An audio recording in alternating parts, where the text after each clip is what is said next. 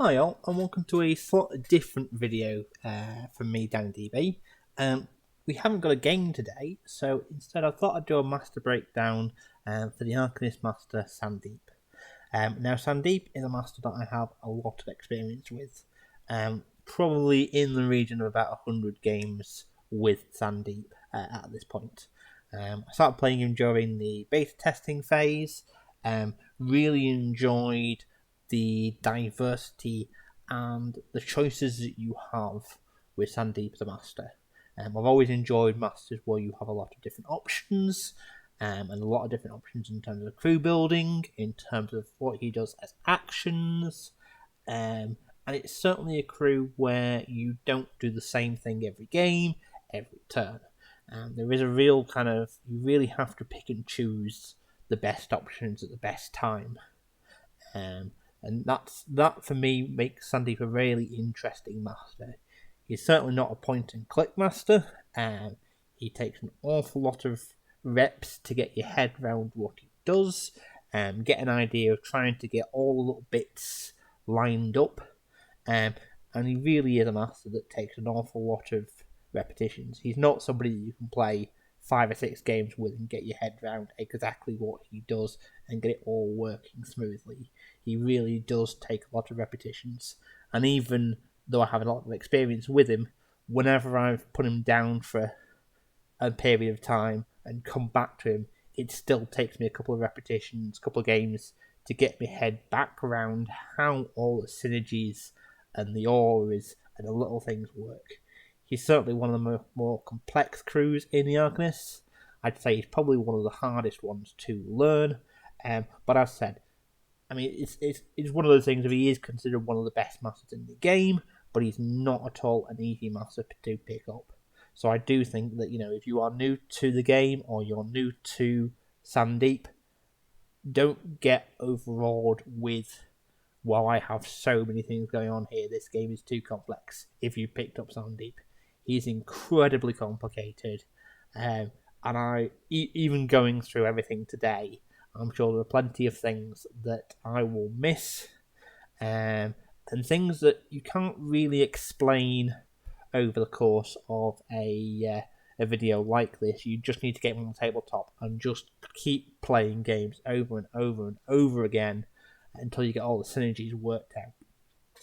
I'm going to start with going through his summon upgrade, because this is something that a lot of people get wrong. It's the multiple replace rule isn't a rule that comes up very often, and it's a little bit like buried. It's not a rule that comes up very often. A lot of people think they know how multiple replaces work, and a lot of people get surprised when golems appear places that they don't think they should appear, or with better stuff than what they think they should do. So I'm going to go through it bit by bit here. So I said, this is the summon upgrade. This is what Sandeep attaches when he summons models. So I said, if Sandeep is crew's leader, you increase the upgrade plentiful limitation to plentiful 5.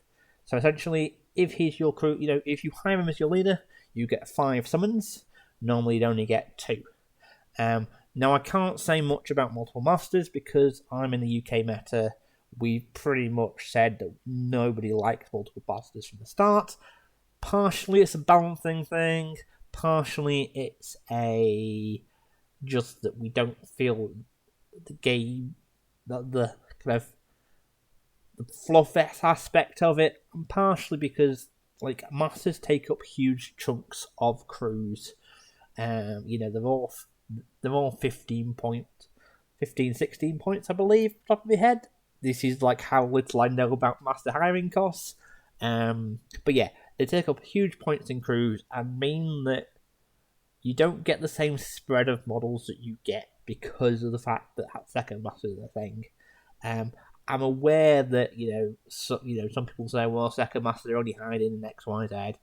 I understand that, but the UK, we just took a straight approach that it wasn't something we liked the feel of. It wasn't something that we felt were fully tested during the beta phase, and we thought that for us as a community, it didn't fit. But that's another thing. After attaching the upgrade, this model gains slow. So that's the fairly common thing across summons in general, that models have some kind of downside. Sometimes it's slow, sometimes it's that they're buried, sometimes that they get flicker, or some kind of ability. For Sandeep's models, they get slow. And then you have with our powers combined, which is the bit that, as I said, causes them multiple places, and this is how you get golems. So it says, at the start of this model's activation, if it was within 4 inches of at least 2 other models with the same name, it may replace itself with 2 such models in range with an enforcer elemental enforcer model with the same demise ability as all 3 replaced models. Essentially, if you have 3 fire gammon, you make a fire golem. If you have 3 ice gammon, you get an ice golem. If you have 3 metal gammon, you get a metal golem. If you have wind gammon and poison gammon, at the moment, nothing happens. It may be in the future we get poison golems and wind golems. I hope we do, because that would be awesome, and it would really give Sandeep players even more choices. And I love choices as a Malifaux player. It makes the game interesting in my mind. But at the moment, fire, ice, and metal are our 3 choices. There are pros and cons to each of those. We'll get to those when we get to the individual things. But as said, many people think they know how replace works and get it wrong. So I'm just going to flick to the rulebook and we'll go through it. So place each new model in base contact with any of the original models. If any cannot be placed or cannot be added due to model limits, the place effect is cancelled. So what this means is you can place your new golem in base to contact with any of the gammon. It's not the one that starts its activation. It can be any of them. So you really, 4 inches is quite a wide effect.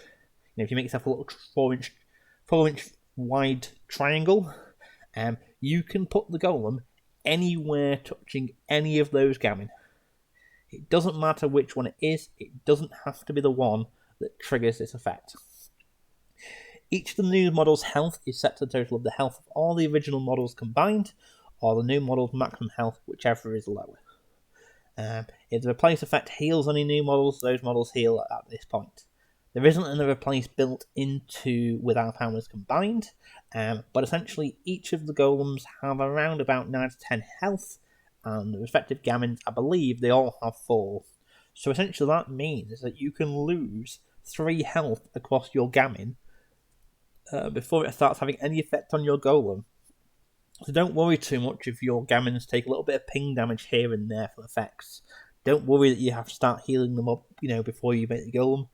You go, as long as you've got 9 hit points or more across them, your golem's going to come in on full wounds. If any of the models had conditions or tokens, the new model gains those conditions at the same value, if any, on all tokens. Those conditions gained during the end phase do not resolve their effects. Any summon upgrade attached to any original models is attached to that model, if able, and all other models upgrades are discarded. So, the thing to point out first of all from this, if you're planning on making a golem from your gammon, don't put any upgrades on it. Don't go, I'm going to stick magical training on my fire gammon and my golem will get magical training. It doesn't work like that. Don't put upgrades on your gammon that you're planning on turning into golems. The conditions and tokens, this works for... So this is focus, this is injured, this is fast, this is... Not that you can get fast in the Sandeep crew, but I don't think... No, you can't. Not without reaching out to keyword. But also things like blight, brilliance. I think those are the 2 tokens they can get. There may be others missing, but light and brilliance are the 2 that comes to mind. Of the same value. So this is really something that's flicked back and forth between the old rules and the new rules. And it's a total of those conditions. So if you have a gammon with 1 focus and a gammon with 2 focus, and you form a golem, you get 3 focus on the golem.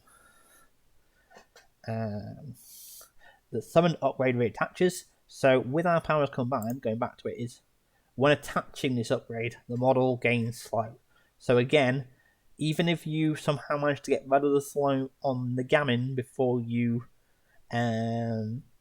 got the before you transform it, when you remake the golem, you reattach this upgrade so the golem re-gets slow.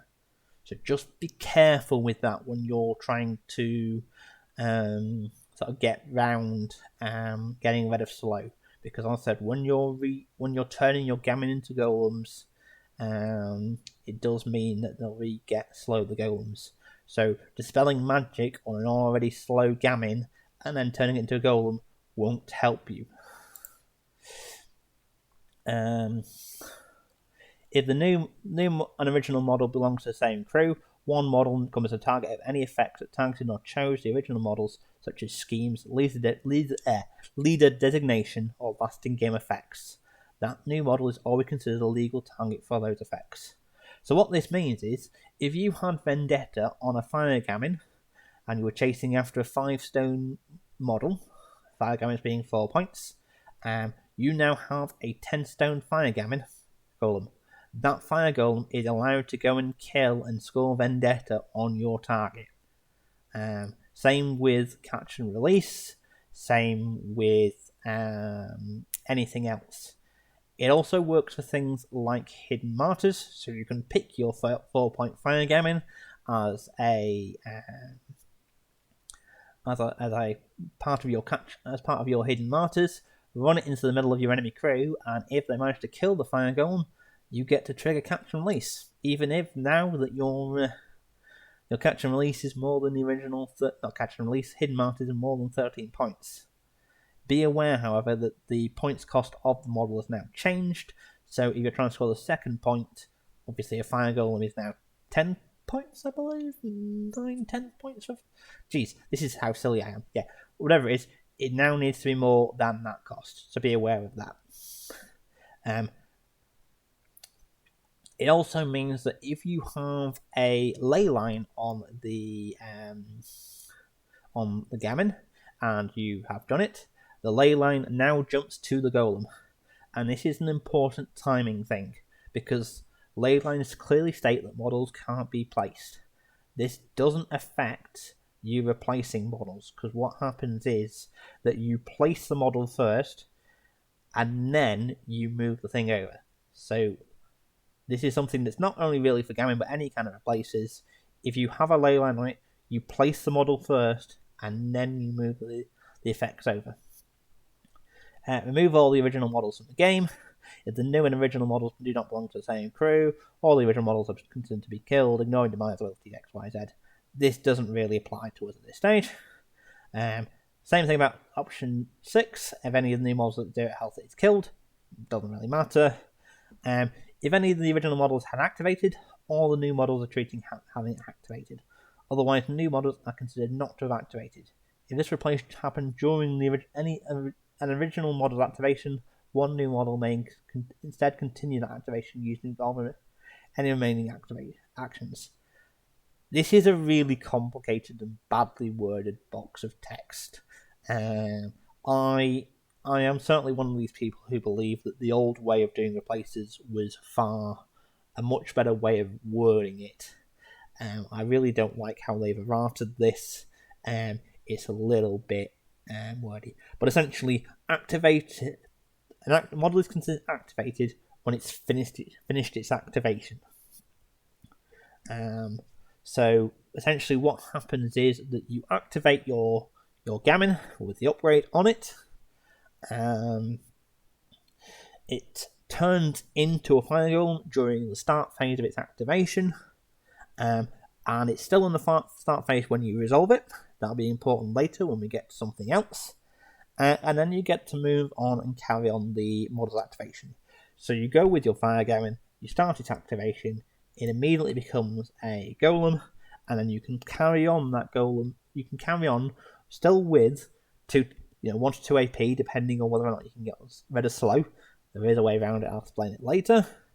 And your free action. If a model is affected by multiple replace effects at the same time, its controller chooses one replace effect to resolve and all the rest. that doesn't really affect us, and that's that. So let's go back to the crow. So start with Sandeep himself when it loads. So the front of the card. So Sandeep is probably one of the squishiest masters in the game if you can get hold of him. He's defense 5, willpower 7 with 10 wounds. He got arcane shielding too, which helps a little bit, but he is squishy. This is not, if you've played Sandeep in 2nd edition and you're expecting somebody who can sort of be in the midfield and take a few hits, you're going to be disappointed. Sandeep is extremely squishy, and you are going to find that he's going to go down to concentrated pressure. Versus certain crews, you will have to resign yourself to the fact that you're going to lose Sandeep at some point. He is not a midfield summoner. He's not a Kirai or an Asami or somebody like that. Even a Dashel. And you are really going to have to sort of learn that if somebody's going to go after Sandeep hard, you might slow them down a bit, but you're probably not going to be able to stop them. And I've had games where I've come to the conclusion that I'm going to lose Sandeep turn 2 or 3. And you're just going to have to get as much value as you can out of him, and hope that you've taken enough stuff down with you with Sandeep before he dies. And you're just going to have to make it as difficult as you can for your opponent to get at him. He does have a couple of benefits regarding this, particularly Guru, which I would consider his main better defensive tech. But we'll go through his ability in turn. So Arcane Shielding 2, during the start phase, this model gains Shielding 2. That's fine, fairly self-explanatory. As said, during the start phase, you get Shielded 2, a little bit of extra protection. It's not going to save him a lot. It's not going to save him if he doesn't heavy firepower, but some scheme runner that's got round the back and hitting on Sandeep, it might save him from that. If your opponent has managed to get a Teddy into Sandeep, or a Rider, or something like that, Sandeep is probably going down. Mantra Fury, which I think is a little bit of a trap, and of the mantras, I've triggered maybe a handful of times. And I'll use this opportunity to explain how mantras work before we carry on. So mantras essentially read, after this model or a friendly elemental model within 6 takes a concentrate action, which is the old focus action, it may choose a model, an effect happens. Now, because of the fact that mantras all have different names, the bold bit is the name of a mantra, it means that you can trigger multiple mantras off a single focus. The other thing of this is, as I said, you're measuring ranges from it's the elemental that gets the benefit as such. I have had people ask in the past, for example, from Sandeep, when an elemental concentrates, why the model doesn't have to be within 2 inches of Sandeep. It's the elemental that's focusing. It's the model in question, so it gets to choose a model within 2 inches of itself. As I said, Sandeep, with the way I play him, because I tend to play him quite defensively and quite far back, this doesn't come up too often. 1 damage isn't a huge thing anyway, so it's not something that I kind of sort of worry about too much. But as I said, I do think that if you're playing Sandeep for the first time, you might think, I need to get Sandeep, up and around the enemy's crew to try and trigger this as often as possible. That's, for me, that is a huge risk to take, and something that you do risk losing Sandeep for if you try to play him aggressively like this. I would recommend, certainly to new players, play more defensively, play carefully, and if Mantra Fury comes up, fine. It probably means that Sandeep's under pressure, and it's something that means you might be able to, hopefully with a few other models dotted around, might do some damage. But generally, as I said, it is something that is, if you're triggering it, Sandeep's probably in trouble, and you now need to try and kill that model as soon as possible. He's got Shouting Orders Academic, which is friendly academics models within 6 inches may discard a card to treat the concentrate action as a 0 action. So that's great. Academics are essentially... So the crew is split into 2 halves. You have the academics, who are your humanoid people. So all your actual humans, and then Banasuva and Kandara as humanoid gamin. And you have the elementalists, which are your gamin, your golems, the essence of power, and Banasuva and Kandara. So yes, Banasuva and Kandara are both academics and elementals. So they both have their own mantras and can trigger other people's mantras, but we'll get onto them later. Guru, which I said is a little bit of... So for me, his main bit of defensive tech. It means that you can protect him with your academics and try and make sure that there is a wall of academics between himself and enemy models. So when taking non-claw actions, this model may draw line of sight and range from friendly academics models within 6. So generally what will happen is I will have an academic or 2, usually Banasuva, an Oxidonian Mage if I have one, Kandara, are all in and around 6 inches of Sandeep, and I'm trying to bounce my abilities off those models. Which actually means, essentially, when you're looking at Sandeep's effects later on, you can add 6 inches to them. Depending on who you're bouncing enough, you're adding a base size to this. So this means if you've got Banasuva who's standing exactly 6 inches away, you're adding nearly 8 inches worth of range to any of those effects. Elementalist, which has no in-game effect, it just means that you can hire elementals, which are your gamin and your golems, as part of the crew without paying out a keyword tax.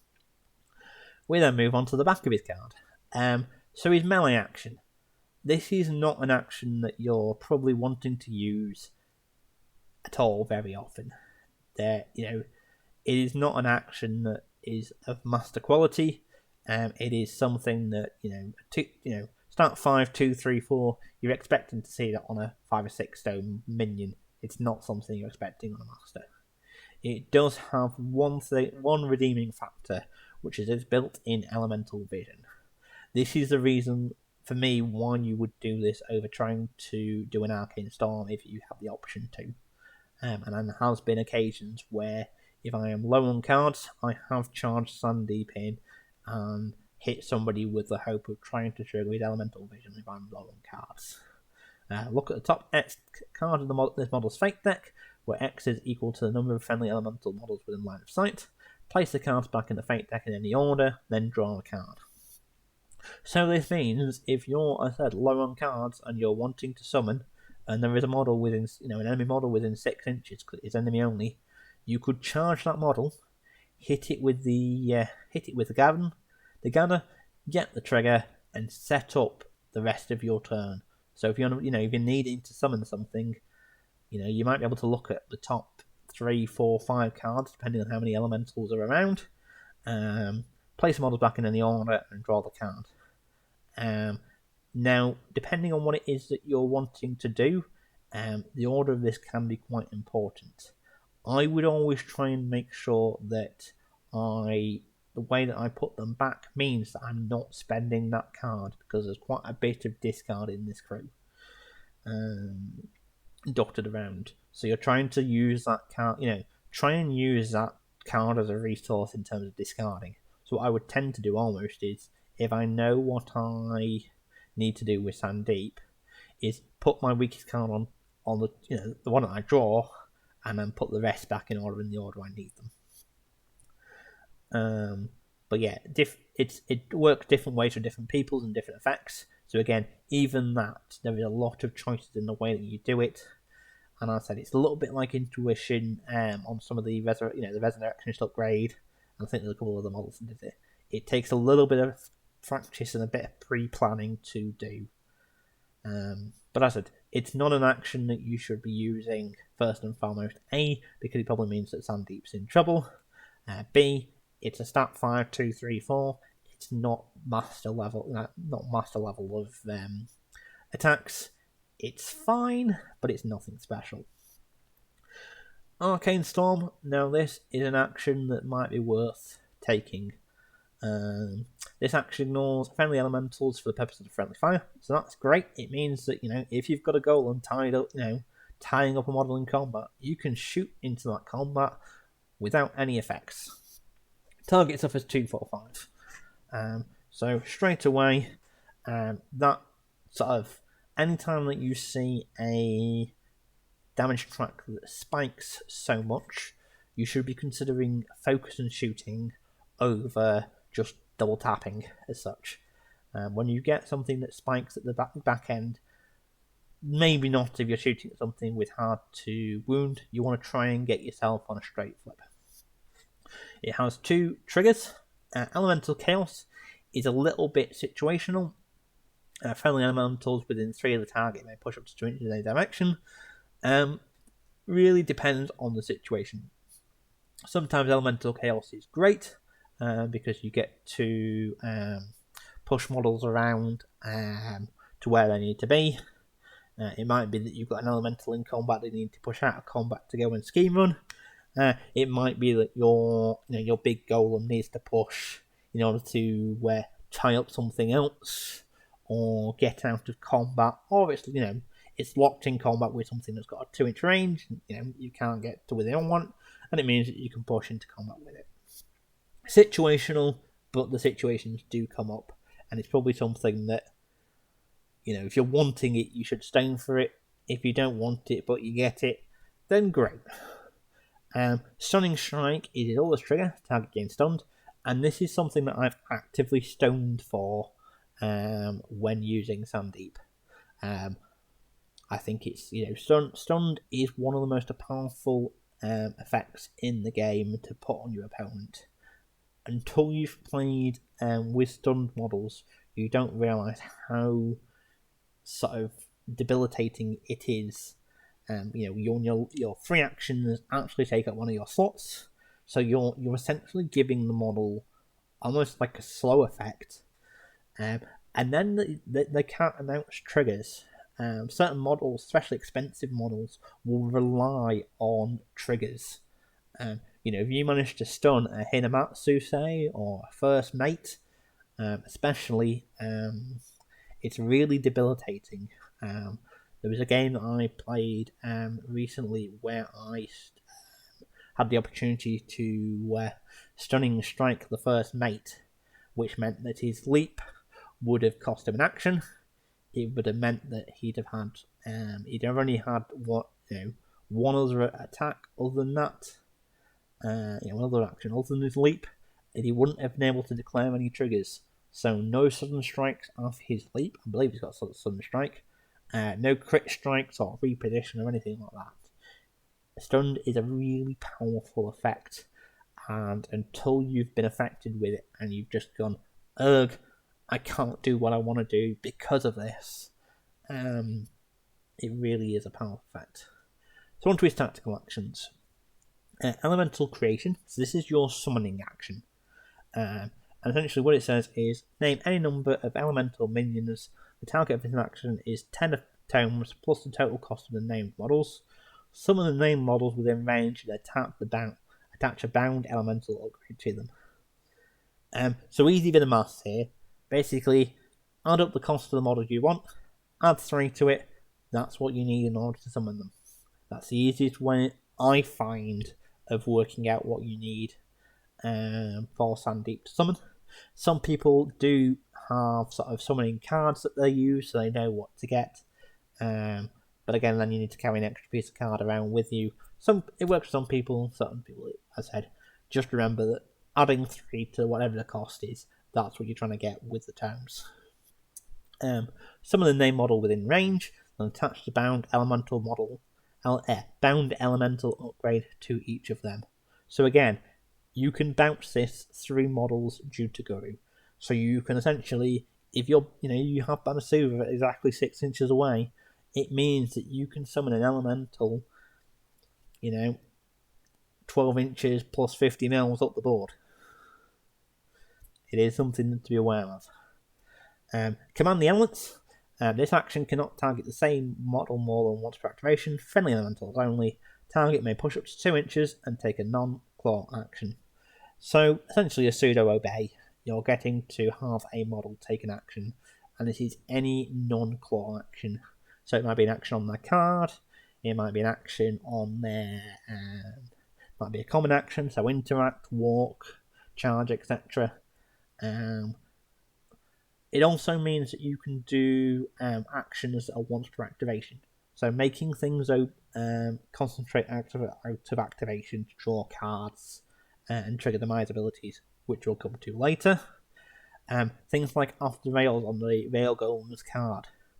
In this crew, you could make a Rail Golem go off the rails 3 times a turn. Things like that, which, are built in and balanced in theory you can only do it once, really hype up when you can do it multiple times a turn. And then we get on to Acidic Detonation. Friendly elemental only. Models within 3 inches of the target suffer 2 damage, then kill the target, and you've got a tome trigger to draw a card. For me, I've renamed this ability Poison Gammon Bombing. The best way to use this ability, in my opinion, is summon a Poison Gammon. If you have a free attack, free AP, and the Gammon is within 6 inches of Banasuva, you can command the elements on that Gammon, keep it within 6 inches of Banasuva, and make it take a focus action. It will then pulse out 1 damage and 1 poison to models within 2 inches of the target. Within 2 inches of it, because it triggers its demise ability. Because Banasuva's mantra. We'll get to that in a second. You then Acid Detonation the Poison Gammon. So that means that models within 3 inches of the target suffer 2 damage. You then kill the target, which means that you're triggering its demise ability. So again, if you've got a Poison Gammon, you're doing 1 damage and 1 poison to everything within 2 inches. If you've done that, you've just applied 4 damage and 2 poison to models within a 2 to 3 of the Gammon without them having any resistances or any kind of responses. So, if they've got Butterfly Jump, they don't get to Butterfly Jump away from this because it's a tactical action. It's all tactical actions and demise abilities, so things like Incorporeal and Vengeance don't trigger. They don't get defensive triggers because you're not targeting them or attacking them. You get round stealth, you get round protected.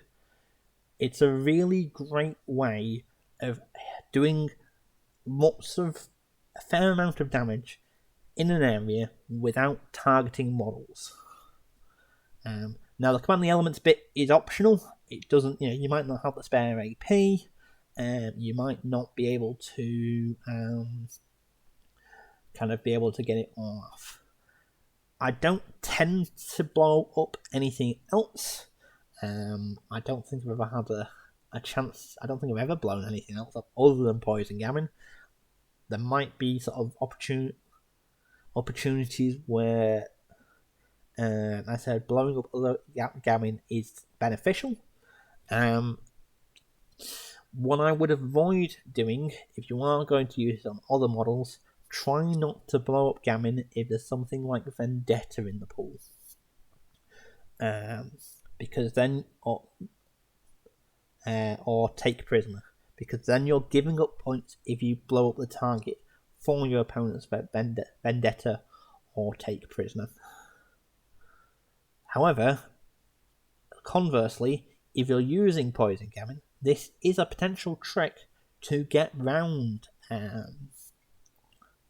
Vendetta and take prisoner. If you blow up a Poison Gammon and get the Vendetta or take prisoner target to die to either the demise ability or the poison, you haven't killed that model with an action. You've killed it because it's either taken it's died to either a demise ability or it's died to poison. It's a way of killing enough models without them giving your opponent points for take prisoner or Vendetta. So it's just something to be aware of. But that's it for Sandeep, so we'll now move on to the totem, Banasuva. So again, if you've played 2E Sandeep and you're expecting cruise missile Banasuva, you're gonna be disappointed, because once you've lost Banasuva, he ain't coming back. Again, he looks like a model that you should be using aggressively. Then you actually look at his health pool and his defenses and realise that this guy is squishy. If you put him on the front line, you're going to lose him very, very quickly. And his support, I feel, is a lot better than his melee. Yes, you look at it and go, well, he's got Flurry and a stat 6, 2, 3, 5 attack with, 2 good triggers. If you put him in combat early and be aggressive with him, you're going to lose him. And he's quite important, certainly in the early turns, to how your crew works. So do play him a little bit carefully.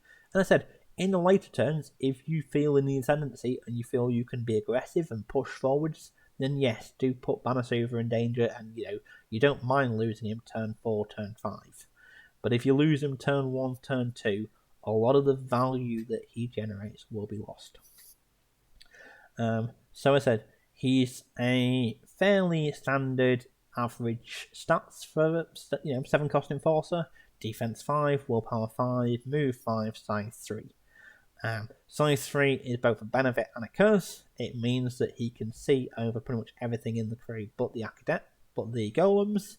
But it also means he can be seen by everything over the top of your academics and your and some bits of terrain. So be aware of that. He has Demise at Elemental Breakdown. So after this model is killed, it may drop either a scrap marker, a blocking destructible ice pillar, which is 30 mils, or a 50 mil hazardous burning vampire marker in base contact with himself. Now, for those of you who've played golems in other keywords, you'll realise that they are quite marker dependent. Fire golems love standing in fire markers. Metal golems quite like scrap markers for riding the rails and eating them to get shielding too. So they both like them around. Ice golems love ice pillars. So many of their abilities get better if there are ice pillars around, even better if there's multiple ice pillars. So Banasuva is really important for this effect to help get those markers down, because golems are very marker dependent. This is even better benefited from his mantra, Primordial Azura. If the crew's leader is Sandeep Desai, after this model or a friendly elemental model within 6 takes concentrate action, it may resolve its demise abilities if it was killed. So all the Gammon and Golems, basically, they generate. So fire, ice, and metal generate the markers that they need with their demise ability. So if Sandeep is your leader, it means if the elemental concentrate, it gives you the marker you need for the golems to work. So this is great. It means that you're not having to try and find a way to get those markers down, in other words. So if you've got a nice Gammon, nice golem, you don't necessarily need to bring a silent one or bring in Rasputina as a second master if you're one of the people who do that. Banasuva can create those for you. If you're playing a Fire Gammon and Fire Golems, you don't need to hire in Keris or Carlos to generate pyre markers. And you don't need to bring in the 100 different ways that we have of generating scrap markers if you're doing a scrap golem. It also is, as I said, what triggers things like the Poison Gammon bomb.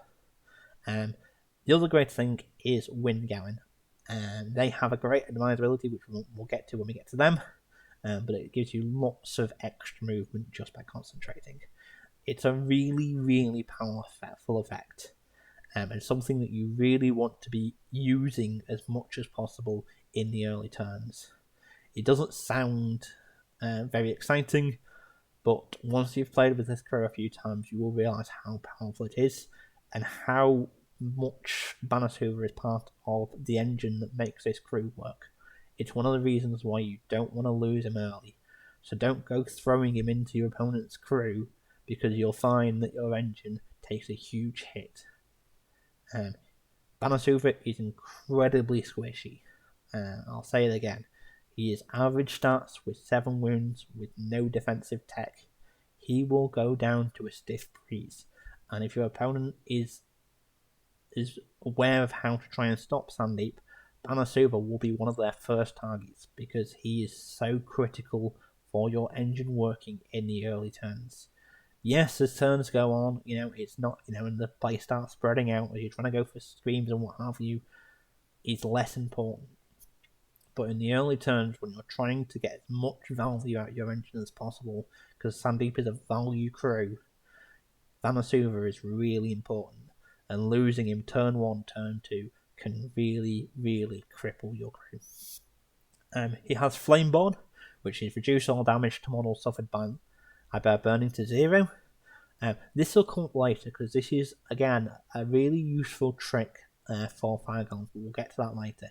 It essentially means that you can go wandering through your player markers and not take any effects, and sometimes it's actually beneficial to have some burning on him. I'll get to that later. He has Flurry, which again for me I think is a trap. For the early turns, Flurry is something that, in my mind, it only comes into play turn 4, turn 5. Before that, if you're using Flurry, either your opponent has got you really pinned back and you're in a tight spot. It's not something that you should be actively charging Banasuva forward and using. Yes, he has a stat 6 melee attack. Yes, he has Flurry, but the key bits of his abilities are his demise and his mantra.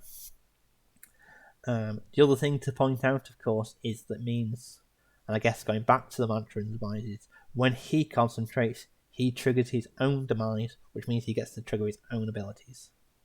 He gets to drop his own markers, so be aware of that. We then get on to the back of his card. So as I said, he's got a stat 6 tear apart attack, 2/3/5 with burst damage and bowled over. This is, it's fine. It's nothing exceptional. You're not going to destroy models with this. 2/3/5 is nice, but nothing super impressive. It has burst damage. The way that I play Banasuva, it very rarely comes up unless our models grouped very close together and trying to tie you up. It's not something that comes up very often, I find, because the way that I try and play Sandeep and Banasuva, it tends to be 1, maybe 2 models getting through my lines to get at the squishy bits of my crew. He has bowled over, which again is situational. I don't tend to be wanting to be pushing Banasuva forward too often.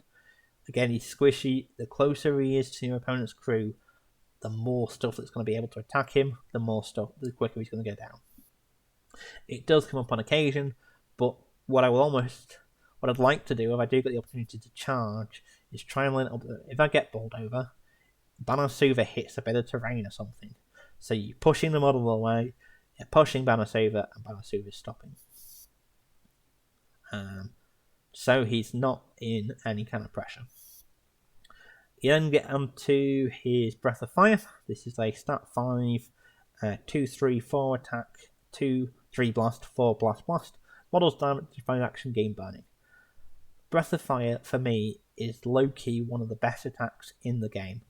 I was a bit dubious of Breath of Fire when I started, because it's only 2/3/4. 2/3/4 is not exciting. Breath of Fire is incredible. If you get a focused Breath of Fire into the squishy bits of an opponent's crew, models are gonna take huge amounts of damage very quickly, especially if you can hit severe. And again, you're wanting to try and focus swing with this. Blaze, it's fine. Extra burning is fine. And again, it has a little bit of synergy with fire golems. We'll get to that later.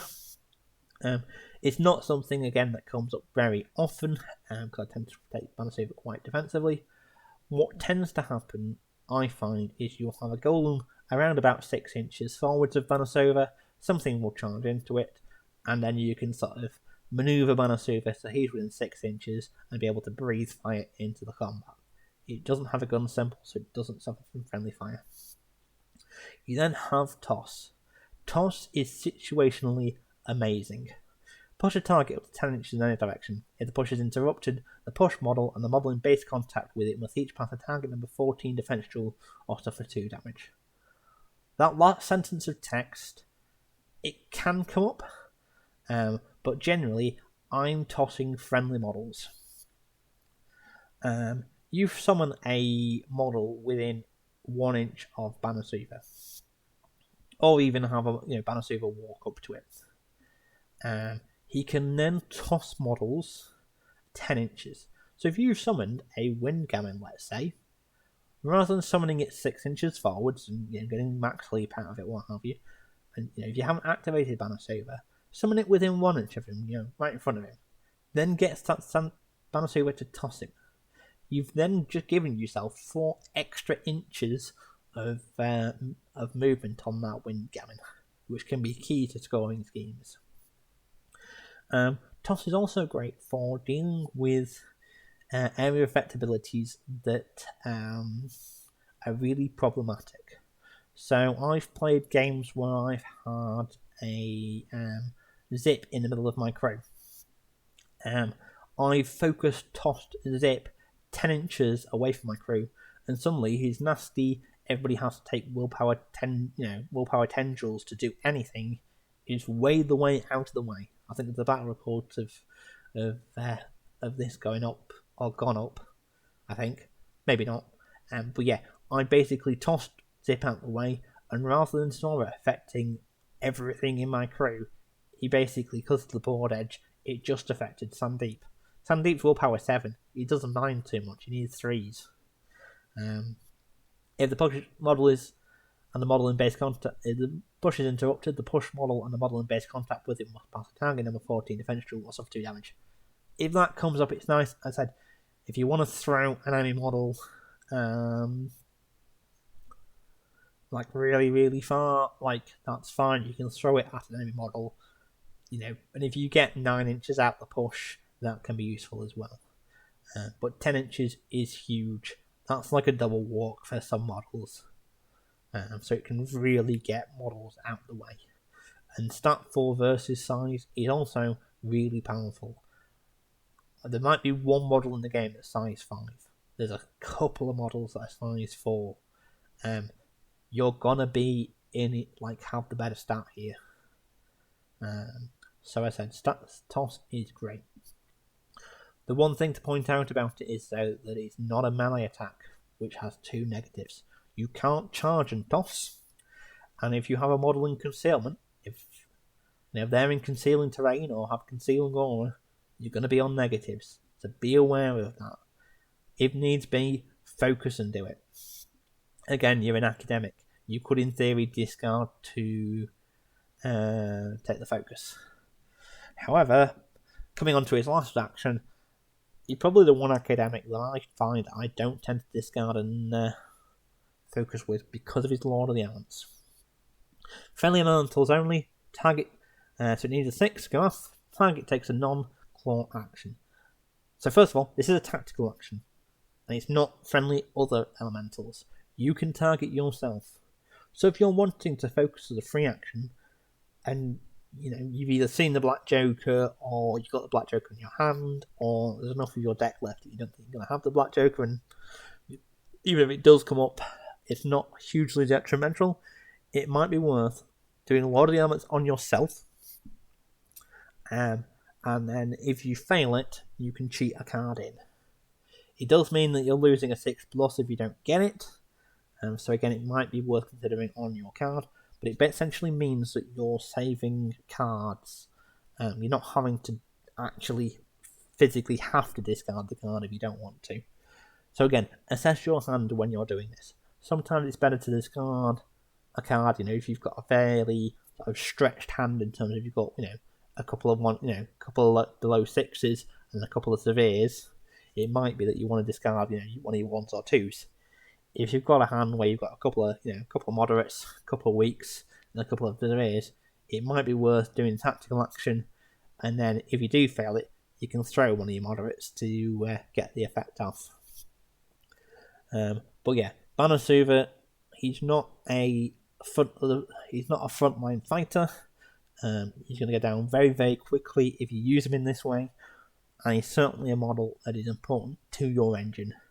So try and get as much value out of it before he dies, because as I said, if the people you're facing are used to playing into Sandeep, have an idea of how Sandeep works, Banasuva is going to be target number 1 because he's a key piece in your value engine.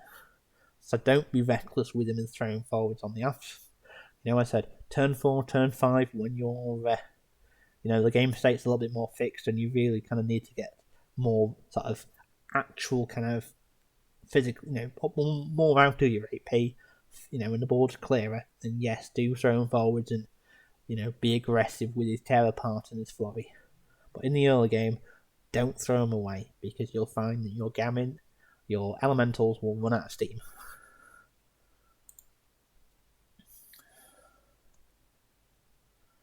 We'll then go on to the first of Sandeep's henchmen, which is Kandara. So this is probably the first, so crew, you actually get into buy models now. And this is your first option. First option is in terms of henchmen. Now, Kandara is stapled onto your crew. She is an auto buy. I cannot ever think of any games where I wouldn't hire Kandara because she is amazing. She is routinely hired out of keyword into other elemental keywords, so Mayfang, Keris, and Rasputina, because she offers so much. She is really, really powerful for a number of reasons, and we'll come to those as we go through her card. So she's an 8-cost henchman. She's got fairly average stats, defense 5, willpower 5, 6 move, so she's pretty nippy with size 2. She's agile, so in the late game, she's a fairly good scheme runner because you can walk away without having and be able to take actions. You're not having to disengage. So as I said, in the late game, when you don't quite need the value that she generates, you can walk away and go scheme running with her. Again, she's move 6. She's fairly nippy. She can go and score you to spread them out that you might need. Or if she gets herself in a prolonged combat, and again you're scared of you losing her, you can walk away and go and find somewhere safe to do some other stuff. She has, in my opinion, the best mantra in the crew. After this model or a friendly elemental model within 6 takes concentrate actions, you may draw a card. Yes, you could in theory draw 7-8 cards a turn, depending on how many elementals you have in your crew. Because, as I said, it's every time an elemental or her takes a concentrate action. So, that's incredible. Sandeep's crew tends to need cards. You're a summoner, you need cards anyway. As I said, both Kandara and Banasuva have flurries, and obviously you've got your shouting orders from Sandeep, so you're discarding cards to focus on 3 actions. There's quite a bit of card discard. So be aware that, as I said, drawing card is great for that, but also you need specific cards for specific things. You're going to need 7s with Sandeep to do his actions. You're going to need high cards, potentially even better high cards of tone, with the tomes, to try and summon without stoning for it. So if you can draw 4, 5, 6 cards before Sandeep activates, and you've got a hand set up ready for him, that's great. Kandara is a key bit in the crew. If you lose her early, you're going to really, really struggle to get max value out of an academic crew. So be very careful with her. Again, after Banasuva, because she's target priority, target priority number 1. The fact that she's got Serene Countenance, she's a henchman, she's a little bit harder to take down. But again, if your opponent knows what they're doing, they're going to go after Sandeep, Banasuva, and Kandara hard. Those 3 models make your crew tick. Like Banasuva, she has Flameborn, which again has some synergies with Fire Golems. We'll get to those later. And she has Flurry. Again, when it comes up, it's nice. The way I play Kandara, it doesn't come up very often because she's such a key piece, so I play her quite defensively. Then we get onto the back of her card. Now, considering how an amazing support piece she is, don't expect amazing attacks. She's not a mass damage dealer, but she does have some really nice effects. So she's got a Stat 6, 2, 3, 4 attack. It's fine. She's an 8-cost model. It's reliable, but it's not going to be huge amounts of damage. She's not a damage dealer. We'll get to those later. She's got 2 triggers. Divine Strike. The target animal models within 2 inches gain staggered. We'll get to that in a second. And Formless Servants. This is a crazy trigger. Choose a friendly elemental model with minion within line of sight and place it into base contact with a target. There's no range on this. It's within line of sight. If you have Kandara forwards because she's been scheme running, for some, in the later turns, or if you're one of those people who think that playing Kandara aggressively, some people do. I said I'm not one of those. It means that you've summoned in the backfield with Sandeep, in a way that they can see Kandara. Kandara charges in, you hit with a high mask, perhaps you've stoned for it or you've drawn it. Damn, you've now got this minion teleporting the entire length of the board. It's a great effect. It doesn't come up very often, as I said, the way I play, because I tend to play Kandara quite defensively, and it's not a huge hop. But as I said, if you are scheme running with Kandara in the late phase when the board's spread and you're trying to get into the try and get spread them out or things, or things like that, then yeah, Kandara is great for having elemental minions zap, any kind of gammon, fire it into range of Kandara, and it can go from there. Do be aware though, it's in base contact with the target, so you will have to try and find a way of getting that model out of combat to go to someone else. And a little bit, that's where I've got your back comes in. She then has Throw Knife.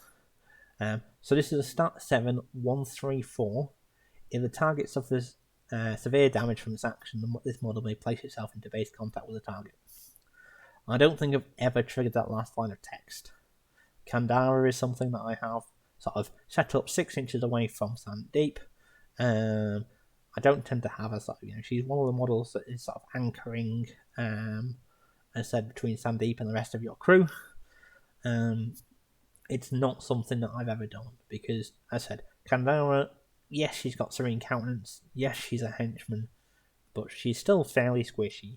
If you could put her into danger, because she's such a huge value engine, if you give the opportunity to an opponent to try and take her down, if they're a good opponent, they will take her down. It has got built-in Divine Strike. The target and the MOs within 2 inches of the target gain staggered. Now this is huge. A huge part of playing with Sandeep is area control, specifically the area in front of Sandeep. Giving a model staggered has 2 effects. Reduces its movement by 2 and means it can't be pushed by enemy models. This gives you extra control in terms of what's in front of you. It also combos really nicely with shockwaves. And you do have a shockwave in the crew in the form of the Fire Golem, which will come to the synergies that it has with Kandara and Banasuva when we get onto his card. It's a really, really powerful effect. As I said, -2 movement is great for shockwaves and slowing down models as they're trying to get into the squishy bits of your crew. But also, it can't be moved by other models. So, obeys, depending on the ruling, again, some people rule you can obey things to move. Most people in the UK meta would say that obeys are effects that means that staggered can't be used. But again, check with your TO depending on that. But things like fly with me, ride with me, I've got your back, things of that effect means that staggered they can't be moved by things of that effect. And then I've got your back as your tactical action. Again, I mean, the only phase, I don't tend to use this too often because Kandara is discarding cards to focus on 3 actions. So she's got 2 AP to either walk and throw knives at people or throw 2 knives at people and things like that. But it's got 2 great functions. First of all, rescuing Banasuva and Sandeep from nasty combats. Again, you don't really want them locked down with nasty things in combat, so getting Kandara to pull them out of combat and get them somewhere safe. The other bit is, as I said, if you've got something with formless servants, because you're placing the elemental minion in base contact with the target. So, if you're trying to scheme run with an elemental, you can pair knives, hit the mask trigger, zap the minion forwards, and then do I've got you back, put the model the other side of your base so it's no longer in contact, and then that gammon can zip after where it needs to. A great henchman. I would put her in all my Sandeep crews. She's the first hire, right? She's the first thing I hire. She's stapled on. And it's not great that there are staples in Malifaux, but she is a key value engine to how your crew works. And as I said, if you've tried to play Sandeep without her, then I don't know why you'd ever do that, and then play the game with her, you will see how much value you can get out of her mantra. She doesn't sadly have a demise ability, so Banasuva doesn't affect too much in terms of, as I said, if you're standing within 6 of Banasuva and focusing, nothing, you don't get any benefits from him. But as I said, her mantra is amazing and is really important to how the crew works. But again, she offers so much utility on top of that. We then get on to the other henchman, Kudra, and the first sort of living academic that you have.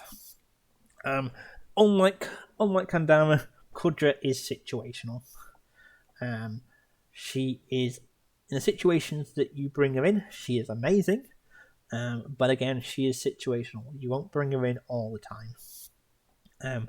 Essentially, those situations are when you're playing a more sort of killy scenario. So, say for example, you're bringing Sandeep into either cover evidence or a excuse me there, a cover evidence or a public enemies for some reason, or you're needing points and you don't feel that golems are going to be the kind of models that you're wanting in the front lines for some reason.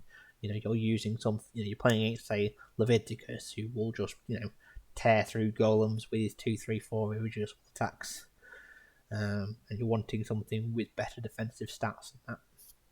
So I said, defense 6, willpower 6, move 5, above average stats. She is a combat person. She is somebody who can win defensive duels.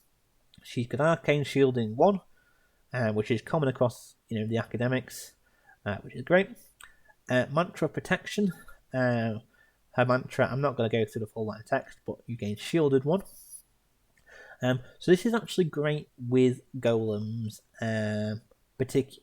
because of the way that shielding works in relation to armor. Essentially, it means as long the golems have armor or pseudo armor too. If you put shielding on top of that, it means that if your opponent does 3 damage, or less, you can trigger the armor first, and then trigger the shielding, and that means you take 0 damage. So having to do 4 damage before you're taking anything. Shielding is, it's not, it's fine when you put it on models without armor. It's through the roof when you put it on models with armor. She has butterfly jump, which is great for moving away from models that are trying to attack her multiple times. If you've got models, attacking her with flurry or onslaught or things like that, it means that they're not going to be able to attack her multiple times. Frenzied charge, again, is actually a great counter to butterfly jump. You charge something, it runs away, you charge it again. or you can even sort of bounce off things. So you charge into one thing, kill it potentially, and then charge into something else and pinball through the enemy crew. And she has elementalist, which is the same as Sandeep. It basically means that if you for some reason you're hiring Kudra as a leader, you're playing henchman hardcore, or for some reason you're wanting to hire Kudra as a leader in a 50 stone game, it means that, as I said, you can hire in elementals. She's got 9 wounds, so same as her cost. So again, looking at the front of the card, it's she's a frontline kind of fighter.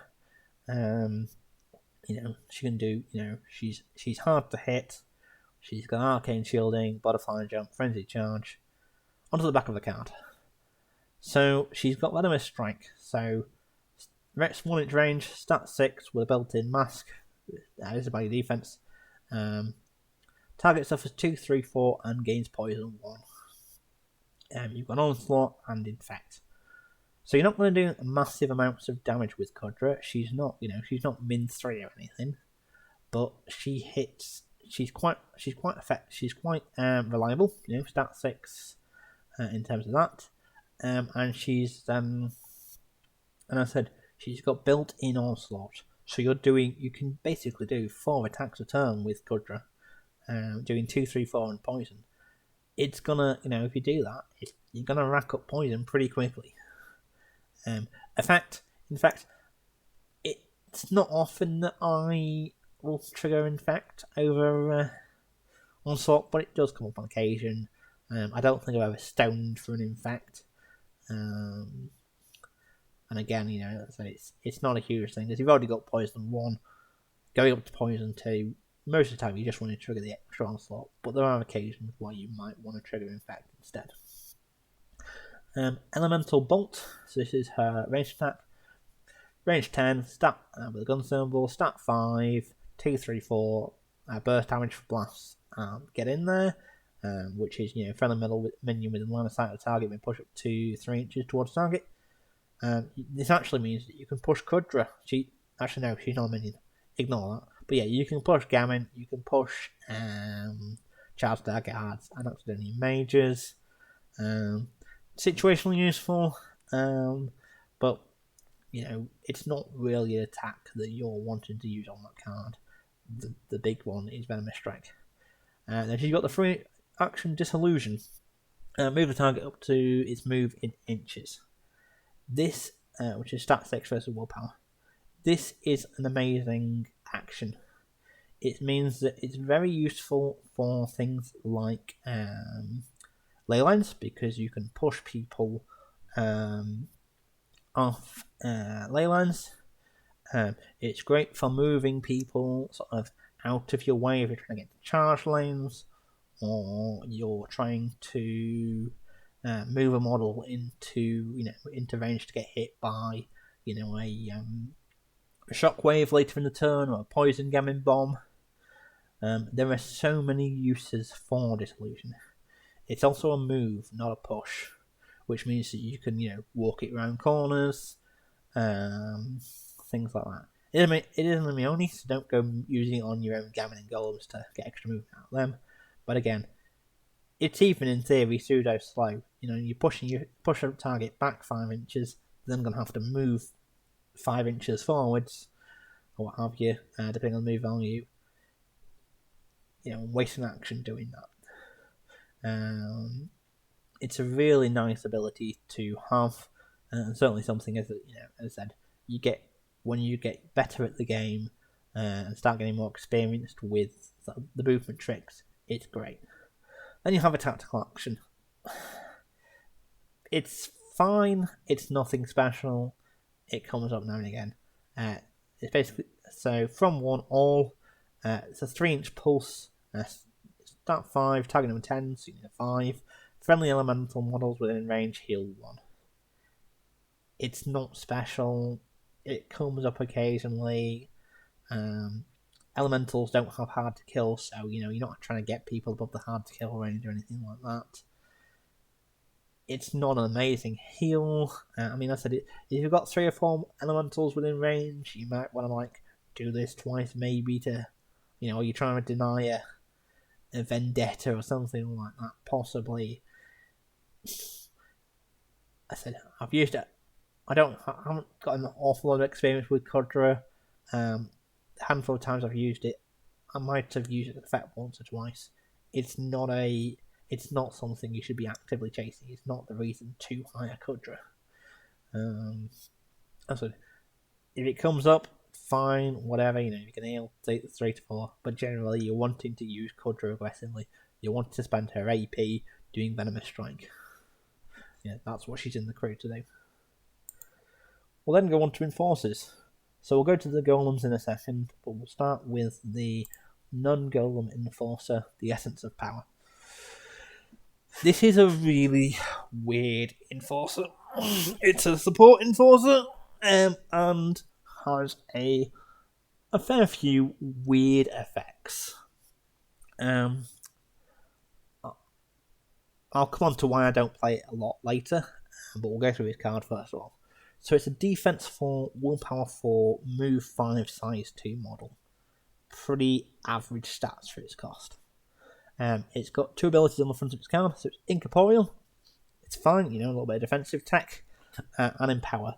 Friendly models within 5 that spend 1 or more Soulstones during the duel receive a positive to that duel. So that's actually really quite a nice effect for Sandeep, because I said you can be generally stoning for stunning strike, if you're wanting to shoot people, or stoning for summons. However, there is a little bit of a trap to this.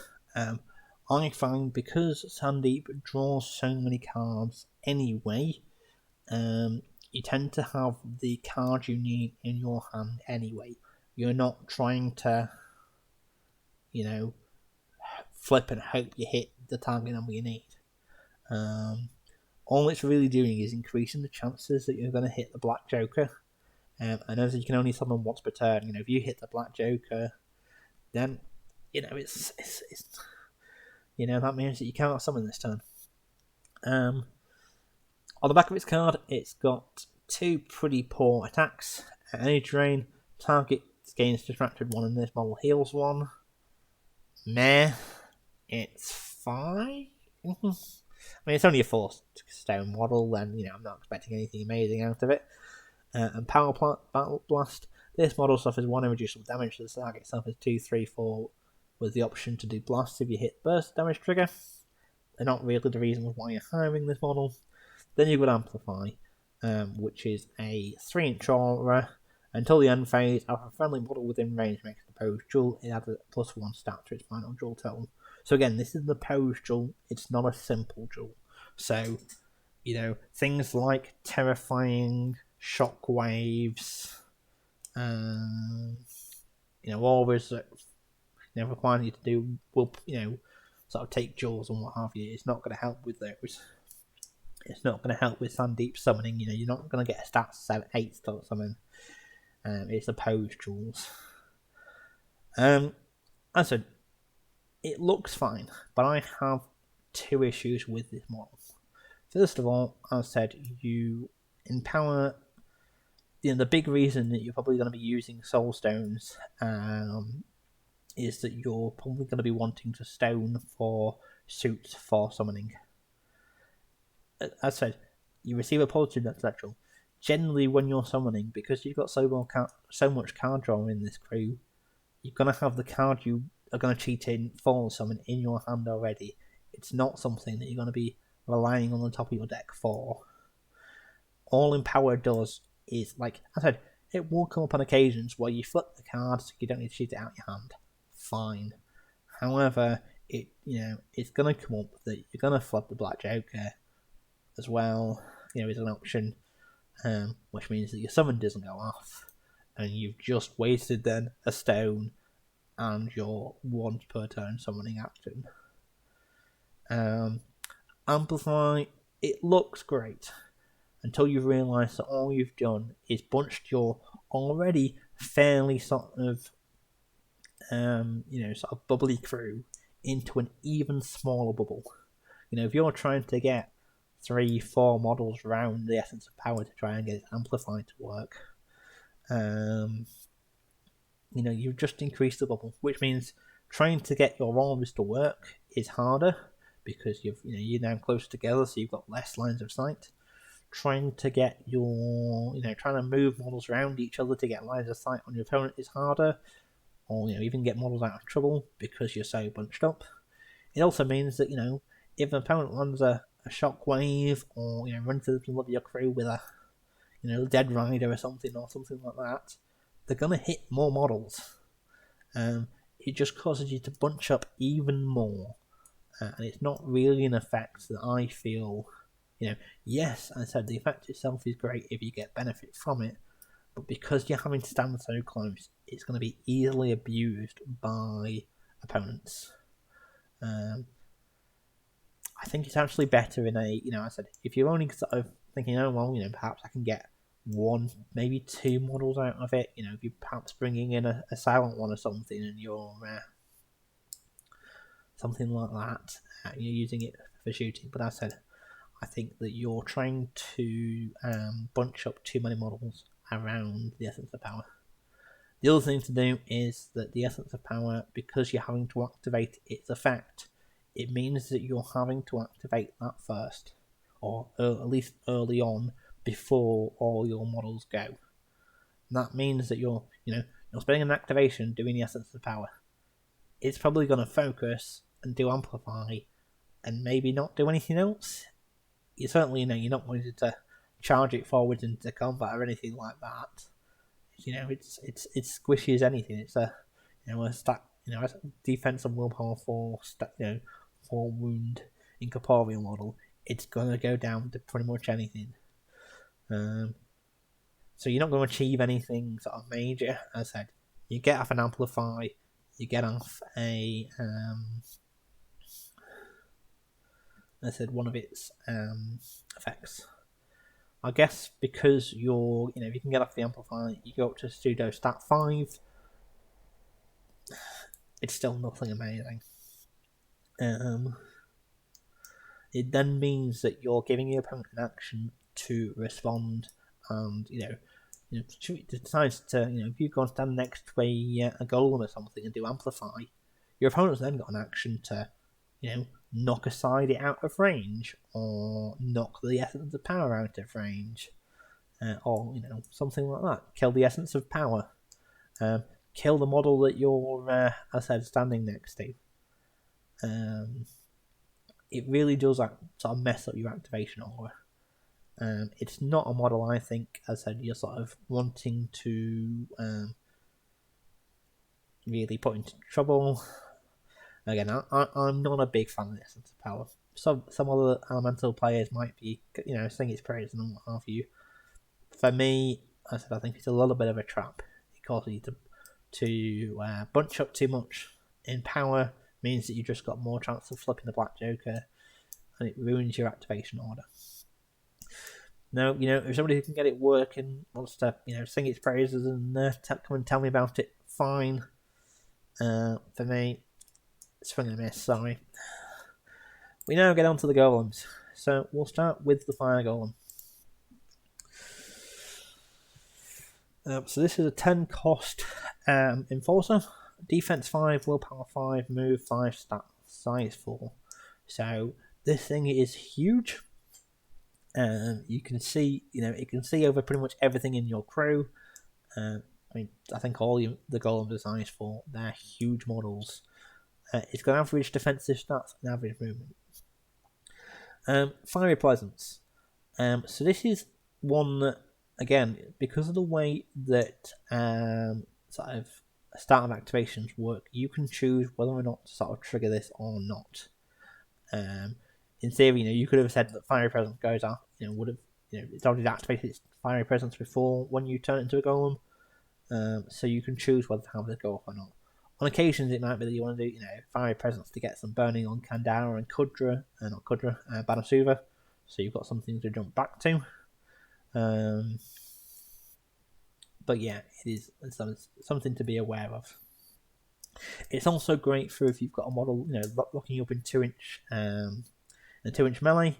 You've then given them burning, and we'll get on to how it can then get into that model without wasting AP. It's got Flaming Body, which is its main bit of defensive tech. When this model suffers damage, it may reduce the value of its burning condition by up to 2 to reduce the damage it suffers by an equal amount. So essentially, you have pseudo armor 2, as long as you have the burning for it. So if you can load your Fire Golem up with burning, it means that you're, as long as you can keep that burning on it, it means that you essentially have that armor 2. However, it doesn't have the negatives of armor 2. They can't have armor piercing triggers to get through it. We've got an attack that ignores armor. It doesn't get through your Flaming Body.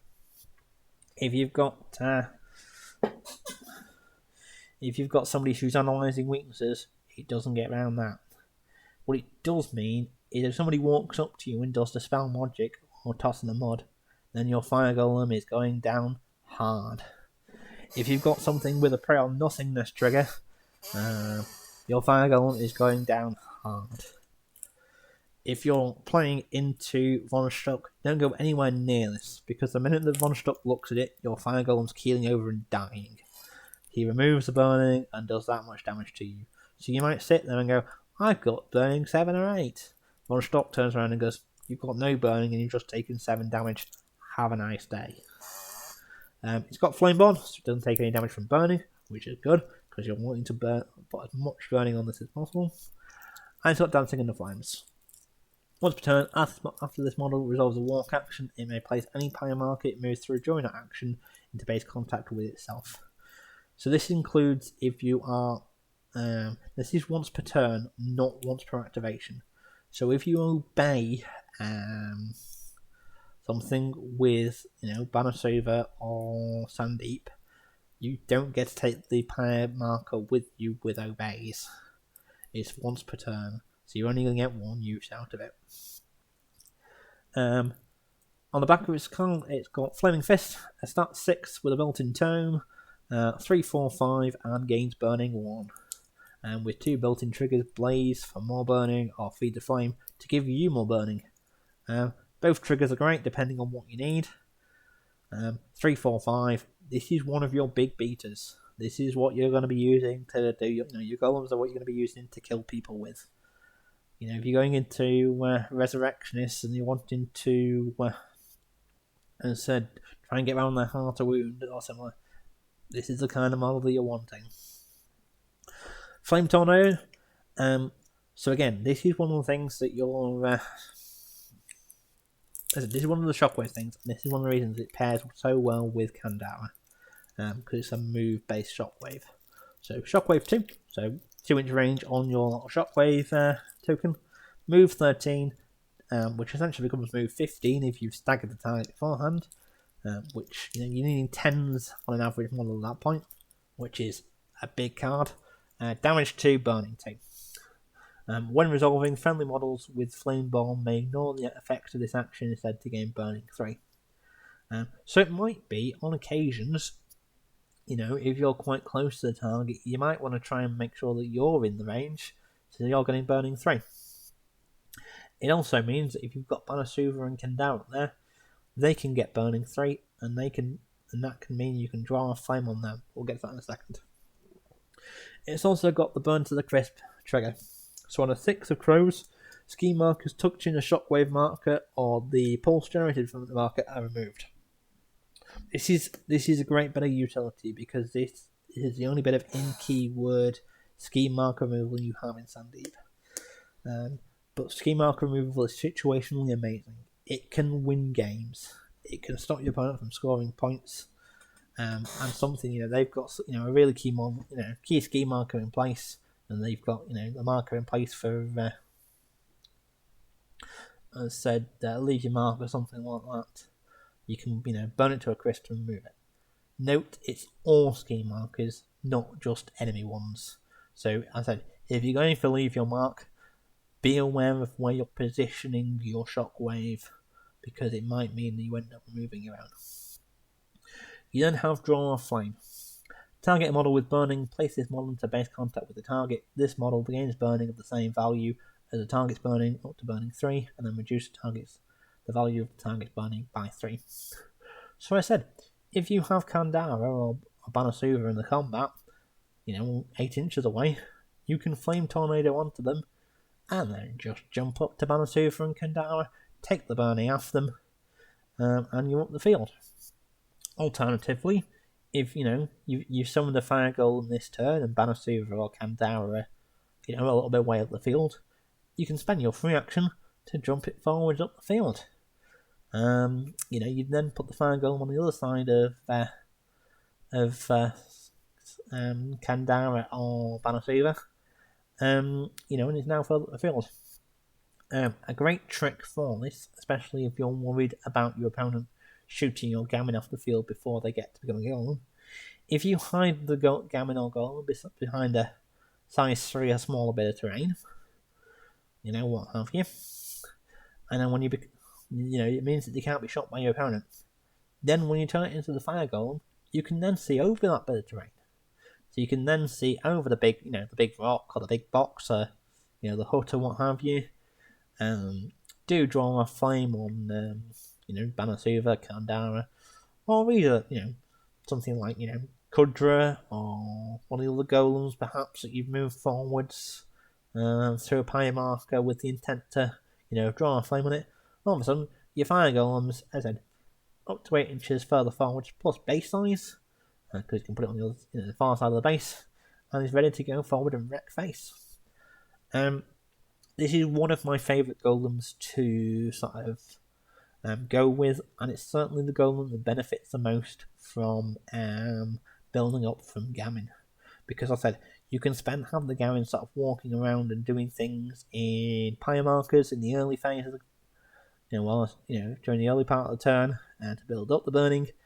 When you turn yourself into a golem, you're combining all that burning. So if you can get 4 or 5 burning on each Gammon, it means that you're coming in with a golem on 10 burning already. You're probably not going to need to give it any more burning unless it gets removed. So that means that it can be around and doing stuff it needs to do, sort of thing. You might struggle to get a burning on it if it's something that you're from the off. And again, depending on if you're facing a opponent that's going to be in your face quite quickly, perhaps it's wedge deployment and you're playing, the Vix or Parker or Lady J, be aware that you might not have a chance to activate this golem before I said it's shot off the board. Maybe not with Lady J, because the Lady J player might not want to throw their Lady J away, but I said it's certainly something to be aware of, that if you don't get the chance to activate it, you might lose or might take a lot of damage on it before you get the chance to activate it and build up some burning on it. So do be aware of that. So it's certainly a golem that I tend to want to replace into rather than summoning straight away.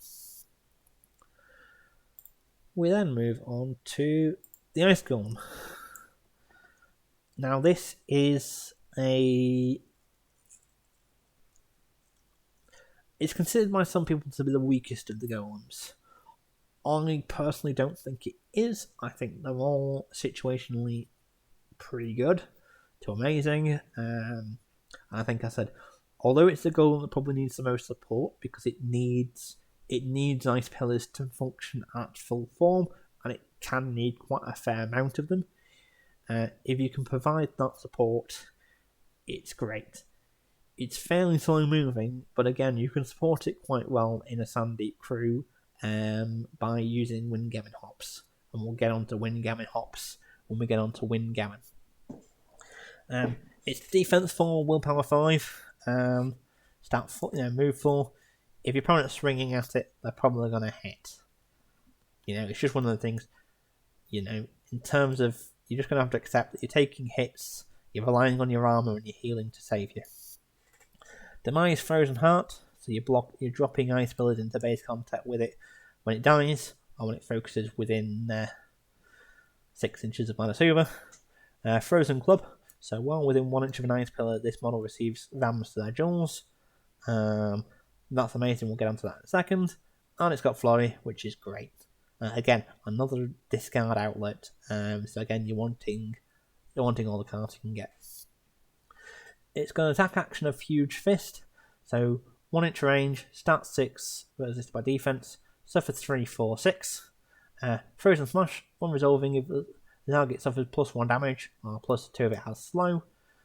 There's not many ways outside of chill that you're giving models slow, so I tend to, it's pretty much crit strike in a Sandeep crew. But again, crit strike on a model on a golem, you're then going up to 4, 5, 7. 4, 5, 7 is huge. It's a really nasty damage track. You then have Blizzard. Now, Blizzard when it works, it's amazing. When it doesn't work, or when your opponent uses it against you, rather, it is horrible. 4 inch aura, you need a 4 for it to go off.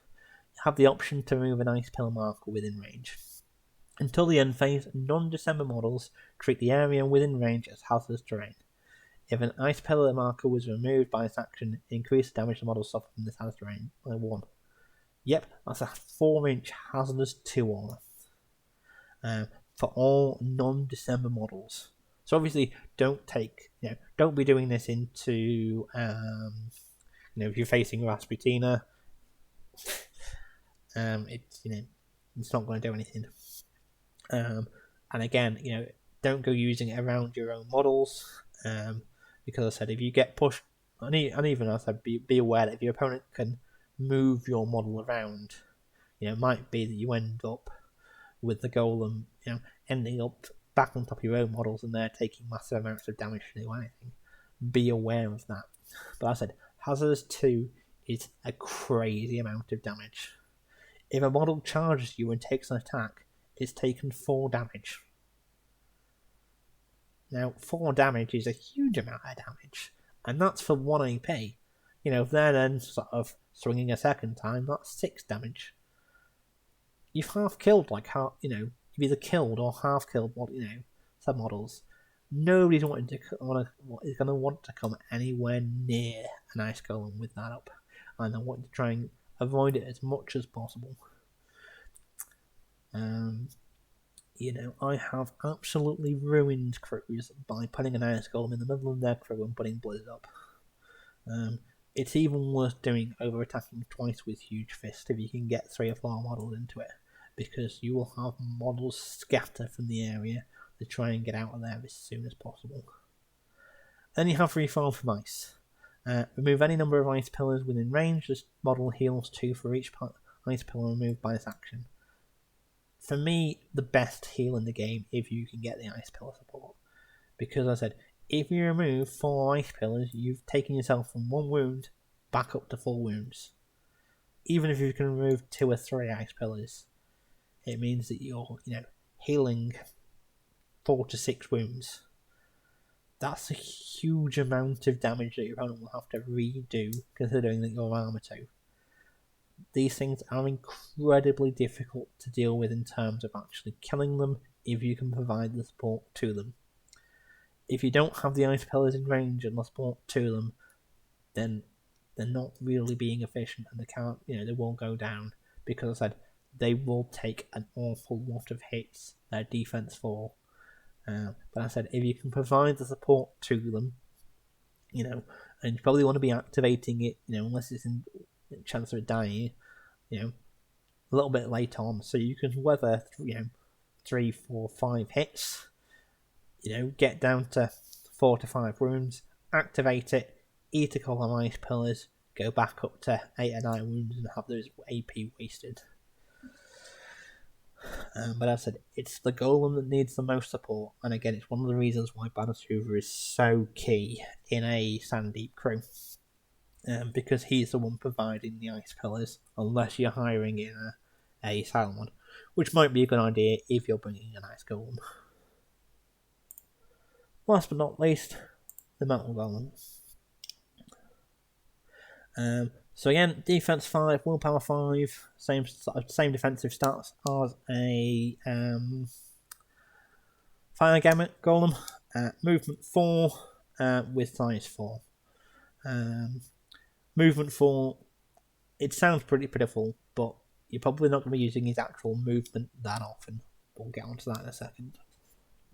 He's got armor 2, so again, like the the Ash Golem, unless they've got some way of getting around his army, he's going to be able to take a fair amount of hits and still come out bashing. Walking Forge, so at the end of his active model's activation, drop a scrap marker in base contact with it. Basically means it's fairly self-reliant. It's probably the most self-reliant of the golems.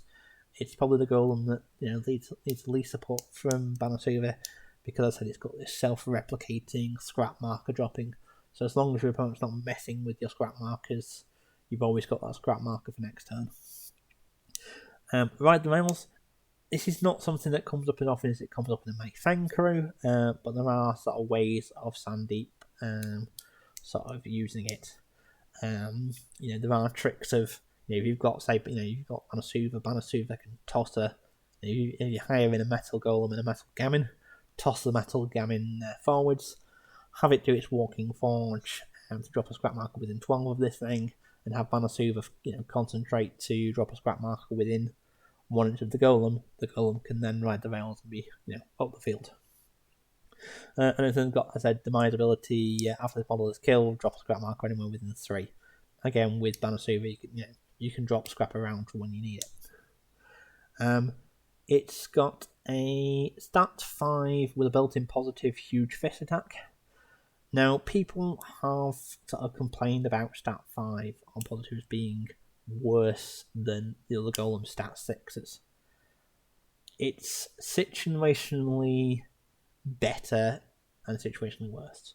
Yes, if you're going against models with defense 6, it's generally worse because you're having to beat their card. If you're going against models with manipulative or some other kind of effect that puts you on negatives, it's better because you're not relying on having focus on you. Yes, I mean, metal golems, because of the cost of metal gammons, are probably the golems that you're starting with actual golems, rather than sort of building them up from ice gammon into, rather than building them up from metal golems, gammon into golems, you're probably starting with a metal golem. So you're not getting the opportunity to build up that focus. Stat 5 on positives means that, if you're going into something with manipulative, you're not having to focus and swing, you can just hit them with stat 5. And if they're manipulative, they're probably going to have lower defensive stats anyway. It's got 3 great triggers. Defensive reflexes, this model against shielding 1. Again, when we're going through Kudra and how shielding works with our targets, it explains how good shielding is. Condensation, which means you're taking the vent steam action, which is essentially a 3-inch hazardous terrain concealing bubble. Again, pretty good. And knock aside, push a target 4 inches in that action. Again, a pretty nice effect. You've then got a tactical action off the rails, once per activation. So because it's once per activation, it means that if you can obey the metal golem out of activation, so you've got your Lord of the Elements from Banasuva or whatever Sandeep's one is, I've forgotten what it's called. You can obey the metal golem to do this outside its activation, and it's fine because it's not once per turn, it's once per activation. Push this model in 6 inches in direction, ignoring other models. Every enemy model moves through this way must place a target number 13 neutral or suffer 2 damage placed in base-to-base contact with this model. That's great if you've got Vent Steam up, because they're then having to, because they're moving within it, it's then essentially 3 damage. So that's even better. Then this model may take a melee action targeting a model moves through this way, ignoring ranged. So you run through a model and smack it with your fist on the way through. And I said, it doesn't matter whether they passed or failed. You can push through a model. Your opponent has to cheat in, say, to pass the movement duel, and you then still like to have the opportunity to punch it again on the way past. And it's a great way of dealing if you're locked in combat with a model 2 inches away, off the rails, clip the base on the way through, either finish within 1 inch of them to take a second swing on them, or as I said, just push out of combat and then you can charge back in. Even if you're locked in combat with something in 1 inch range, push through with off the rails, and then drop a scheme marker or something, something of that nature. You're trying to do scheme running with it. I've got a game recently where I've, I said, push through a model to get to the that centre line, get out of combat, was able to interact to drop a scheme marker to score myself a point. Vent Steam, again we've talked about this a little bit already. It's the action that you take when you take the condensation action, or you can do it as a regular action. Until the end phase, models within range have concealment. Non-construct enemy models also treat the area as hazardous terrain. So a little tip that I saw on the internet, which I hadn't thought of, was that if you hire one of these things, you can go with Banasuva as your first action, make the golem vent steam, Banasuva concentrate and drop an ice pillar in front of him. Banasuva now has cover and concealment inside one activation. It also means that, as I said, you've already got the vent steam up for when the golem gets into combat. As I said, he's not having to waste AP putting up vent steam, and means that, as I said, you can off the rails to trigger its effects and things like that. Going back to off the rails, and something I'd forgotten is, because of the attack and the fact it's not an action generated by a trigger, it means that your huge fists can take triggers. So, as I said, if you have vent steam already up, you off the rails through a model, it takes 2 damage and places in basic contact with you, taking extra damage. If you then get the knocker side trigger off, assuming you got vent steam already up, you're taking 3, 4, 6 plus 1 from the off the rails effect. You then charge back in. If you hit knocker side again, you're taking an additional damage. So in theory, as I said, even if you're hitting minimum damage, you're hitting 2 damage for off the rails. That becomes 3 because of vent steam, because of placing, which is a move. You're taking, a huge fist. That's another 3 damage if you're hitting minimum, plus the 1 for knocker side. It's, you're up to 7 damage. Second AP, hit them again. Hit them for an extra 3 plus 4. That's 10 damage. That's going to kill most things. It's even better against things that have butterfly jump. Hazardous terrain is one of the great ways of dealing with models with butterfly jump. And again, the metal golem is great for hunting them down. Because I said, you can off the rails to go through them. They butterfly jump away, and then you can charge back into the huge fist. You then also got reform plating, which again is another reason why it's great to have scrap marker around. Because discard a scrap marker, this model gains shielded too. Again, shielded is great for armored targets because you basically means that unless they're doing min 3, you're not taking. Unless they're doing 4 damage, you're taking nothing at all. And I said, in theory, with one of these things, you can get up to shielded 3, shielded 4 with relative ease. You've got the scrap marker around, and it's dropping the scrap itself.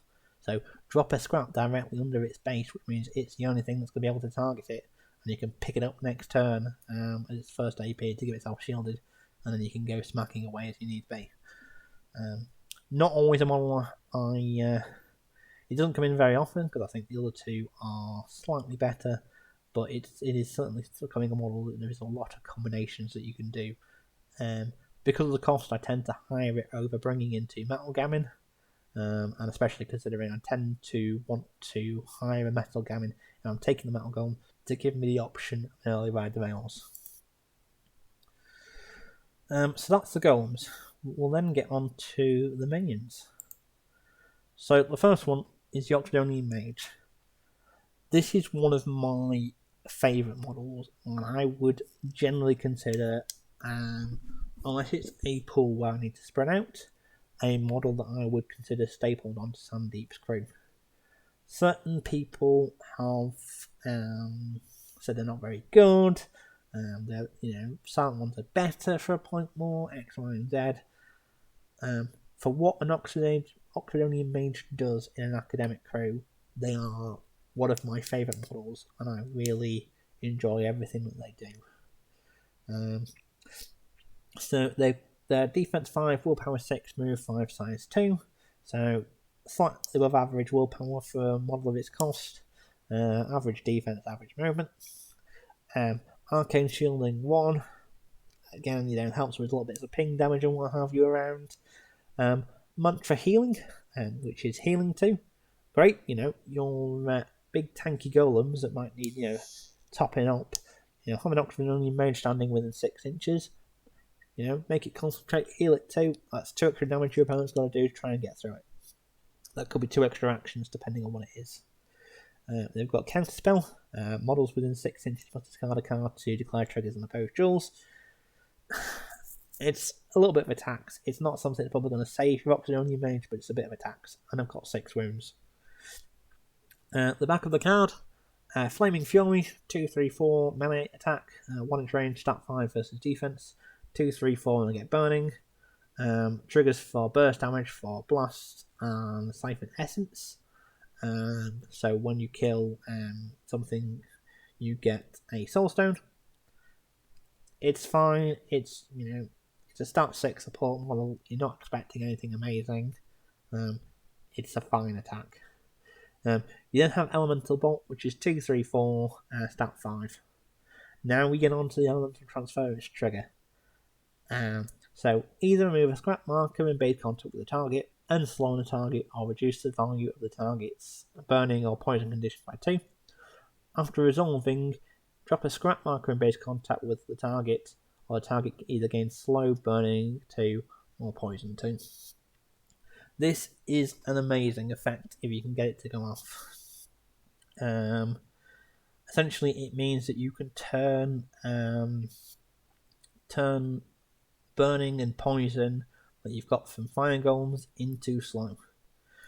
So, if you have an attack, a model that, you're not going to be able to sort of really kill, you've got a Killjoy or a Grave Golem or something like that you wanted to try and control rather than kill.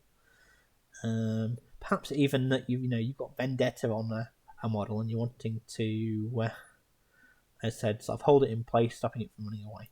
You can turn, you can turn things into slow. If it's if you've got a metal golem, you can drop your scrap marker at the end of activation, drop it into range, and then you can turn that scrap marker into slow, burning, or poison. It might be that it's got burning 2 on it, and it's got 2 wounds. It's got burning 3 on it, and it's got 2 wounds left. And you've got no other way of going to get any extra burning. Actually, it would be on 2 wounds left after you've hit it with Elemental Bolts.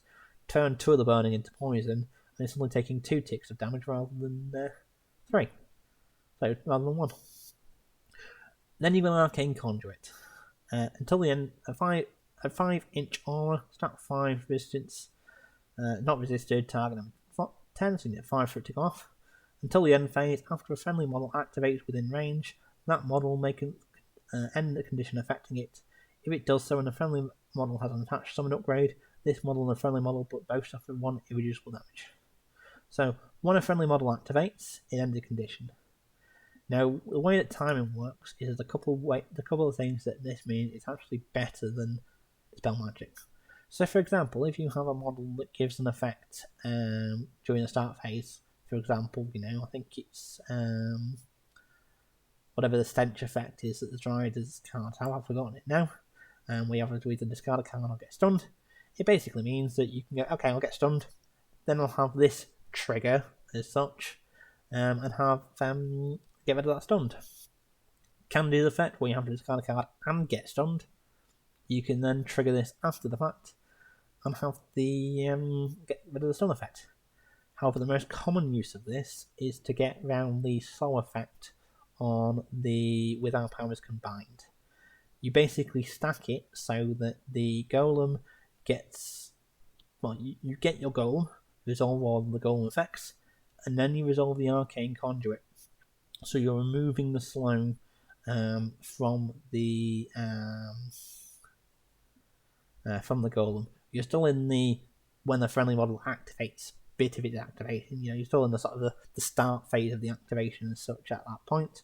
So you can sort of, I know there isn't a stack for Malifaux, but stack it or trigger it in the order so you turn into a golem and have the Oxydonian Mage remove the slow, which is a great effect to have. It's an academic and it doesn't have a zero action, which means that you can discard a card to get focus on it as well. I really like these things for 6 points. They're a great little minion. They're not a bad minion because they tend to be quite far back for carrying magical training. Yes, you kind of double stack encounter spells, so that's not a huge benefit, but an extra arcane shielding might keep it alive a bit longer. As I said, they tend to be in the battlefield a little bit safer. You're an extra academic for bouncing things through, so what I will tend to have is a 6-inch line in front of Sandeep of a mage, Kandara, and Banasuva, just so that, as I said, that the Oxydonian mage has an extra, you've got an extra sort of node to bounce your effects off. And so you wanted to try and build up this battle line, this 3-tiered battle line as such. So you have your elementals and your forward academics, approximately 6 inches forward of your support academics. So the mage, Banasuva, and Kandara, and then behind them you're wanting Sandeep, 6 inches behind, and you've got this kind of 3-lined, staggered kind of line of protection. A great little model for 6 points. I'm well aware that, as I said, some people are kind of like, you can have a silent one is for better healer. Yeah, that's the case, but silent ones don't have arcane conduit. Silent ones don't have elemental transference.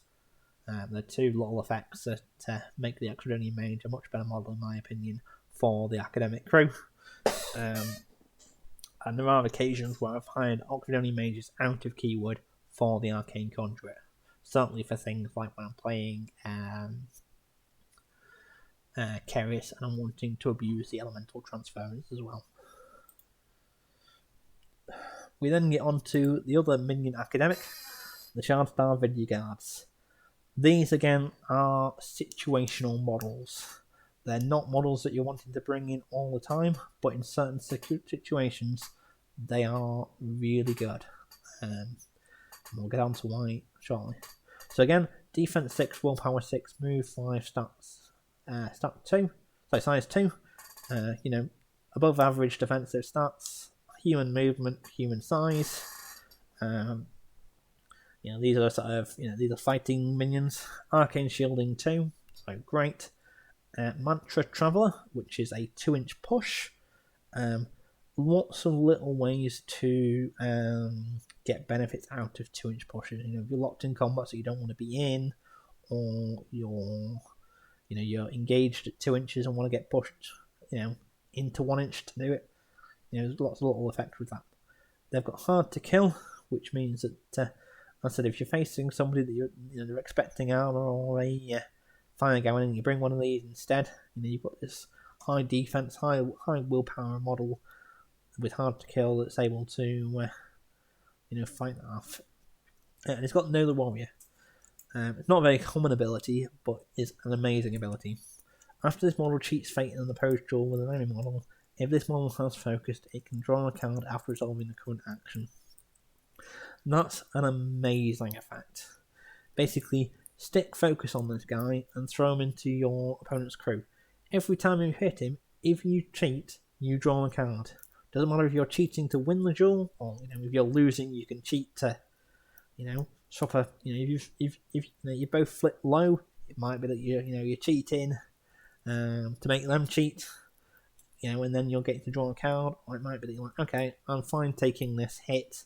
I'm just gonna take, cheat in, a low card to draw a better card. It's not just his activation, and it's not once per activation. So it's great, as I said, and it doesn't matter when you cheat. Sorry, it is only opposed duels, so don't go drawing cards off fair damage flips. He's got 2 attack actions, Balanced Sword, so 2, 4, 5 with arm piercing and quick shot. Again, because it spikes, you're wanting to ideally focus and hit rather than hitting twice. And I said you've got two situationally great triggers. Arm piercing, when it comes up, is pretty amazing. The great models to be taking into a Hoffman or a Von Stock or a Von Schill crew, or even if you're suspecting your opponent's bringing Hinamatsu, they're great models to try and take on those kind of models, and certainly a way to get through armor. Quick shot allows you to do your chakram, which is your next one. So Chakram is a 1/2/4 attack with a stat 6, 10-inch range with built-in ricochet. I'm not going to go into the rules controversy regarding ricochet and other. There are plenty of places on the forums to go through all that. Essentially, choose another model within 3 of the target. That model suffers 1/2/4, which cannot be cheated. Technically, you might say rules as written, with the new FAQ and the changes to what another means, you can ricochet to your original target. I think that's silly. It's certainly not what it feels like it should be happening. But yeah, check with your TOs. So the debate can go on elsewhere. Please don't fill in the comment section with, "Oh well, this means this." Take it to the forums. I don't want don't want it on my channel. But yeah, as I said, ricochet. It's great for pinging things. You've got something with protected, they're having to discard a card, and you're still getting the model. You're still going to get a hit. The model that they bounce to, either the protected or the take the hit. You're still going to bounce to original target anyway. Excuse me. You've then got the free tactical action, follow my path, move the target up to 2 inches. It actually means that Shellstar guards are pretty nice models for if you're doing corner deployment, because you get to move models that extra bit further and get them going. Again, with the mantras, it means that, as I said, it's an extra thing that if you're in corner deployment, they're quite good in that scenario. And as I said, it means that if you're concentrating and moving with these guys, you're still getting to move 7 inches turn 1 to get them going. And again, you can do the following path to get things moving. Situational models that you're not going to see in every game, but I really like them for when you do bring them in. We then get onto the many gammon. So, fire gammon. Now, the first 3 gammon, fire, ice, and metal, they're cheap and cheerful. You're not expecting these to do anything amazing. So, fire gammon. Defense 4, willpower 4, movement 5. Flaming body works exactly the same way. Pseudo armor 2. Same demise ability as the pyre golem, so you're going to make pyre markers. Flameborn and dancing in the flames. Pretty much the same abilities as the fire golem. It doesn't. The only one you're missing is the pulse. Burning at the same. We'll skip on that. It's got a stat 5 melee attack, 1/2/4 with built-in blade and feed the flame. Fine. One of the things that you can do if you're planning on turning gammons into golems is have the fire gammon attack each other in the first turn to bring up feed the flame. It's something that I'd clocked onto fairly recently, and I'm certainly trying to do more. Trying to set up more often with fire gammon. So have a gammon. Walk forwards and do X, Y, Z. Drop a pyre marker and leave it up. Have a second fire gammon charge the first fire gammon, and then, as I said, you can relent. Hit it with blaze or feed the flame. It doesn't really matter, or what have you. You get extra burning because you're standing in a pyre marker. So there is some really kind of cheeky effects you can do with that. It's a fire attack if you've got one of these things in the late game and you haven't got the time to build up a fire golem. It's probably the attack that you want to be using. But again, it's nothing special. Flame Blast, stat 4, 8-inch range. Target suffers 1 blast, 2 blast, 3 blast. Model damage by the action gain burning with a blaze trigger. It's fine, but nothing special. Again, if you wanted to make golems out of this, you probably not wanted to run the risk of having having them out in the open, being able to shoot something with stat 4, unless you're being a little bit cheeky and you've got a stat 1, height 1 barrel in front of you or something. You can pop your head out to take the shot and use the shadow roll time behind it, and then pyre heart, so you can remove pyre markers to heal 1 and get more burning. Cheap, cheerful. As I said, they're not bad models. As I said, if you want to, they tend to be the gammon that I tend to hang on building up a golem. So I said they're not bad in that regard. Ice gammon. So again, this is probably the gammon that you're going to be hiring if you wanted to build them up into a golem. They've got defense 5, willpower 4, move 4, size 1. So slightly better defensive stat than what you'd consider for their average. They've got armor 1, so a little bit less than what you'd have from the golem. They've got frostbite. It's not something that comes up very often in a Sandeep crew. It's more of a Rasputina thing. And so they've got the demise ability to make the ice pillars. Again, they've got a stat 5 melee, 1, 2, 4 with a tone trigger to give things chill. It's fine. You've got Ice Blast, 1, 2 Blast, 4 Blast, stat 4 range range. Again with chill. Pretty much similar to the Fire Gamut attack. Yeah, if you're in an opportunity when you're behind the size 1 barrel and you can stick your head out, shoot, and then hide back away with the shadow rule, fine. But don't go chasing people with it. And they've got a free action Encase in Ice. If the target is December, the action receives a built-in tome. You need 5 tomes, targeting and shielding. Because it's not an attack action, it doesn't say other, you can target yourself to give up shielding. And again, because of the way shielding works, in theory, you could give yourself a shielding, have another gammon go and give itself a shielding, and then when you get a golem, you've got a nice golem with 2 shielding.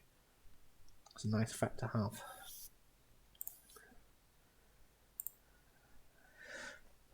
Metal Gammon. So these are actually probably the second scheme runner that you have in a Sandeep crew, which is odd considering their move 4. Defense 4, willpower 4, move 4, size 1, 5 inch, 5 cost. So again, with the way it works, you don't really get much benefit over taking 2 of these and making Golem out of just starting with a Golem. The Golem is probably the model that gets the least effect from building one of these up, and again, you're not getting much cost off it. So I wouldn't tend to, and what I tend to do with hiring a Golem is start with a Golem and a Gammon, so you can get the Gammon moving forward and dropping things with Walking Forge. Ride rails, I said you get to sort of jump models 12 inches forwards. Demise Eternal to drop scrap, armor 2, so they're pretty tanky. They're great little models for if you want to summon in to try and hold up a model and keep it in place for some reason. You've got Take Prisoner, or you've just got some angry rampaging models coming towards you. Have these little things as speed bumps. Hard Slam. You may lower the value of its shielding condition by any amount. Target suffers 1, 2, 4.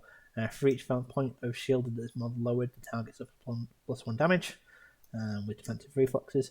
It actually means that they're quite nice magical training carries, because if you're not using the shielded to protect itself, again being armor 2, shielding is great. 1, 2, 4 becoming 2, 3, 5. That's a pretty nice attack for a size 5 minion. It's got a defensive reflexes trigger to give things shielded. It's got magnetism, which is a great little thing. Range 16, stat 7, target number 10. So you're needing 3s if you're targeting a friendly or a scrap marker, and you just need to beat the defense whatever you're doing. Target a construct model or scrap marker. If this action targets a marker, ignore models resist. Actions resist. So you don't actually need you just need 3. Push this model is moved towards a target. That's a free 4-inch push. Great for getting models out of combat. If you've got a construct that you can target to get out there, or a scrap marker, it's great. If you've sort of put yourself in a position, put the scrap marker. You sort of had an action, say, dropped a scrap marker next to you. Something's come the other side of the scrap marker to tie you up in combat. Because of the way pushing towards markers works, you end up basically on center to center. So you get essentially a 15mm push out of that, depending on how. But no, it's a 30mm pusher, isn't it? Because you're pushing edge to center. Anyway, maths is hard. I'm not going to try and work it out. But yeah, you can push from edge to edge to center. It's then got a tactical action Encase in Steel. If you target the construct, this action receives a tome built into its shield target saying gains shielded. So they're kind of similar to Encase in Ice that the Ice Gamut have. You're giving models shielded. Shielded is great on models with armor. And again, because the Foundry models are constructs, it's something that comes up more often in a Feng crew, but it does come now and again in Sandeep. You know, it might be that you've got you've hired in the mech rider or something like that.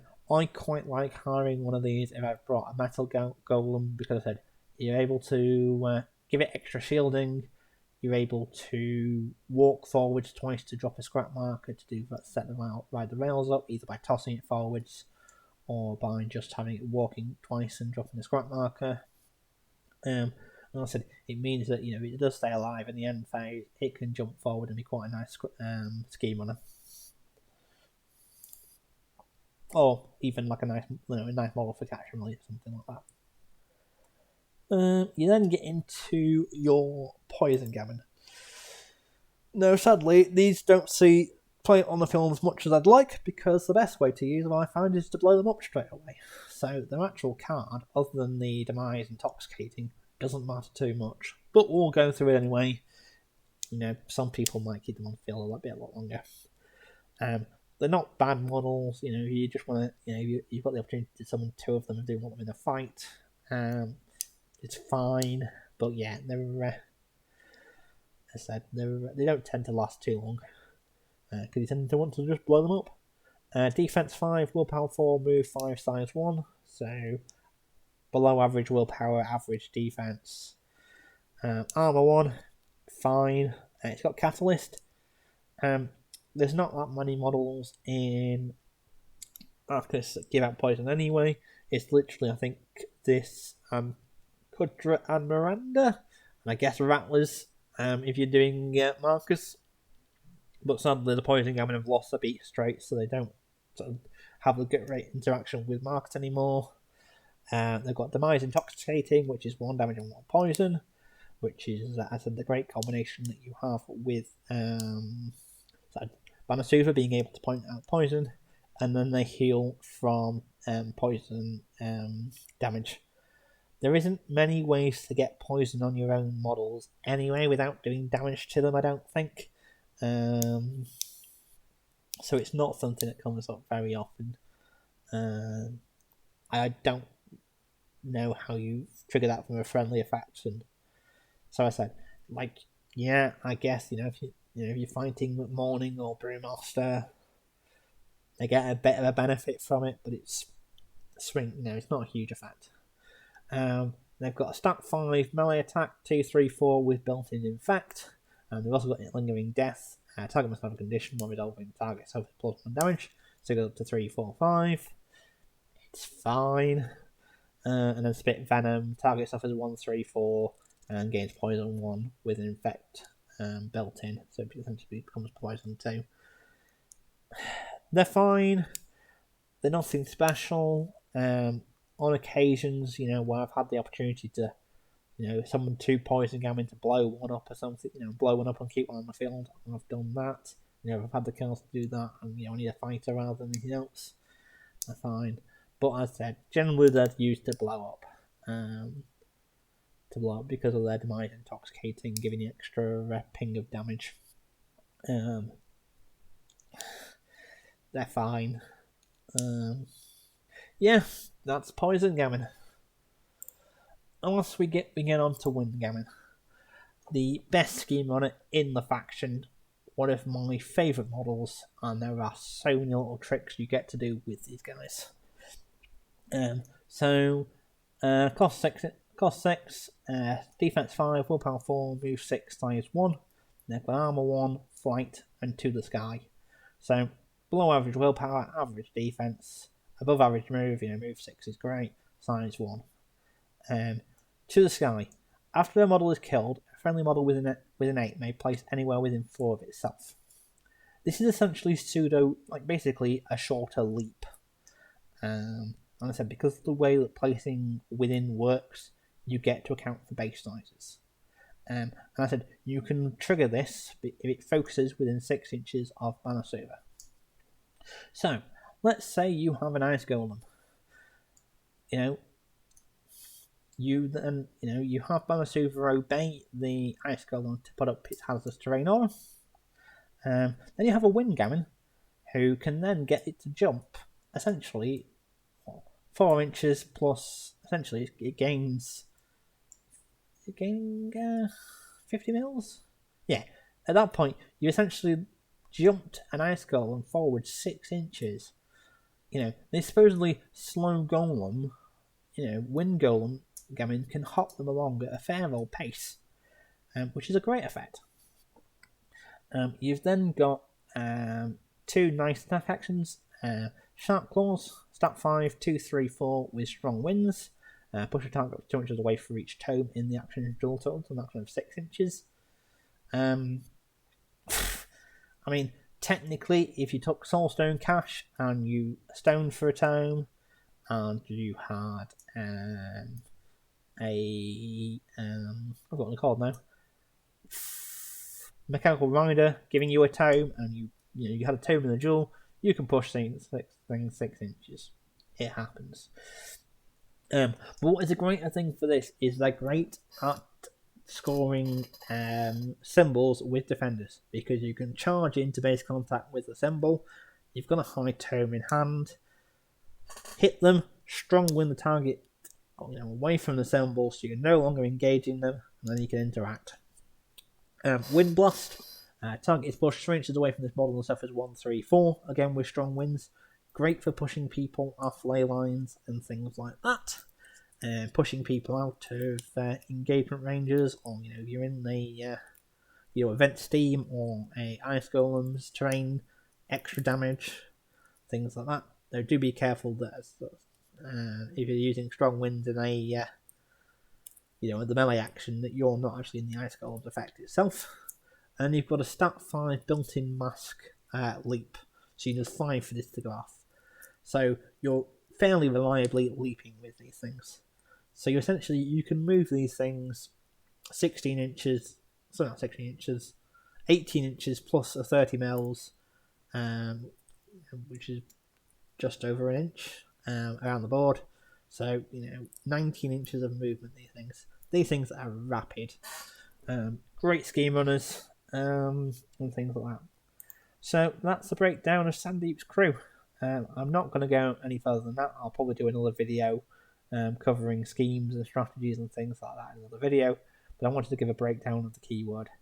I'm aware that I've been out now for over 2 hours, so I'm just going to call that here. Thank you everybody for watching, and have a nice day.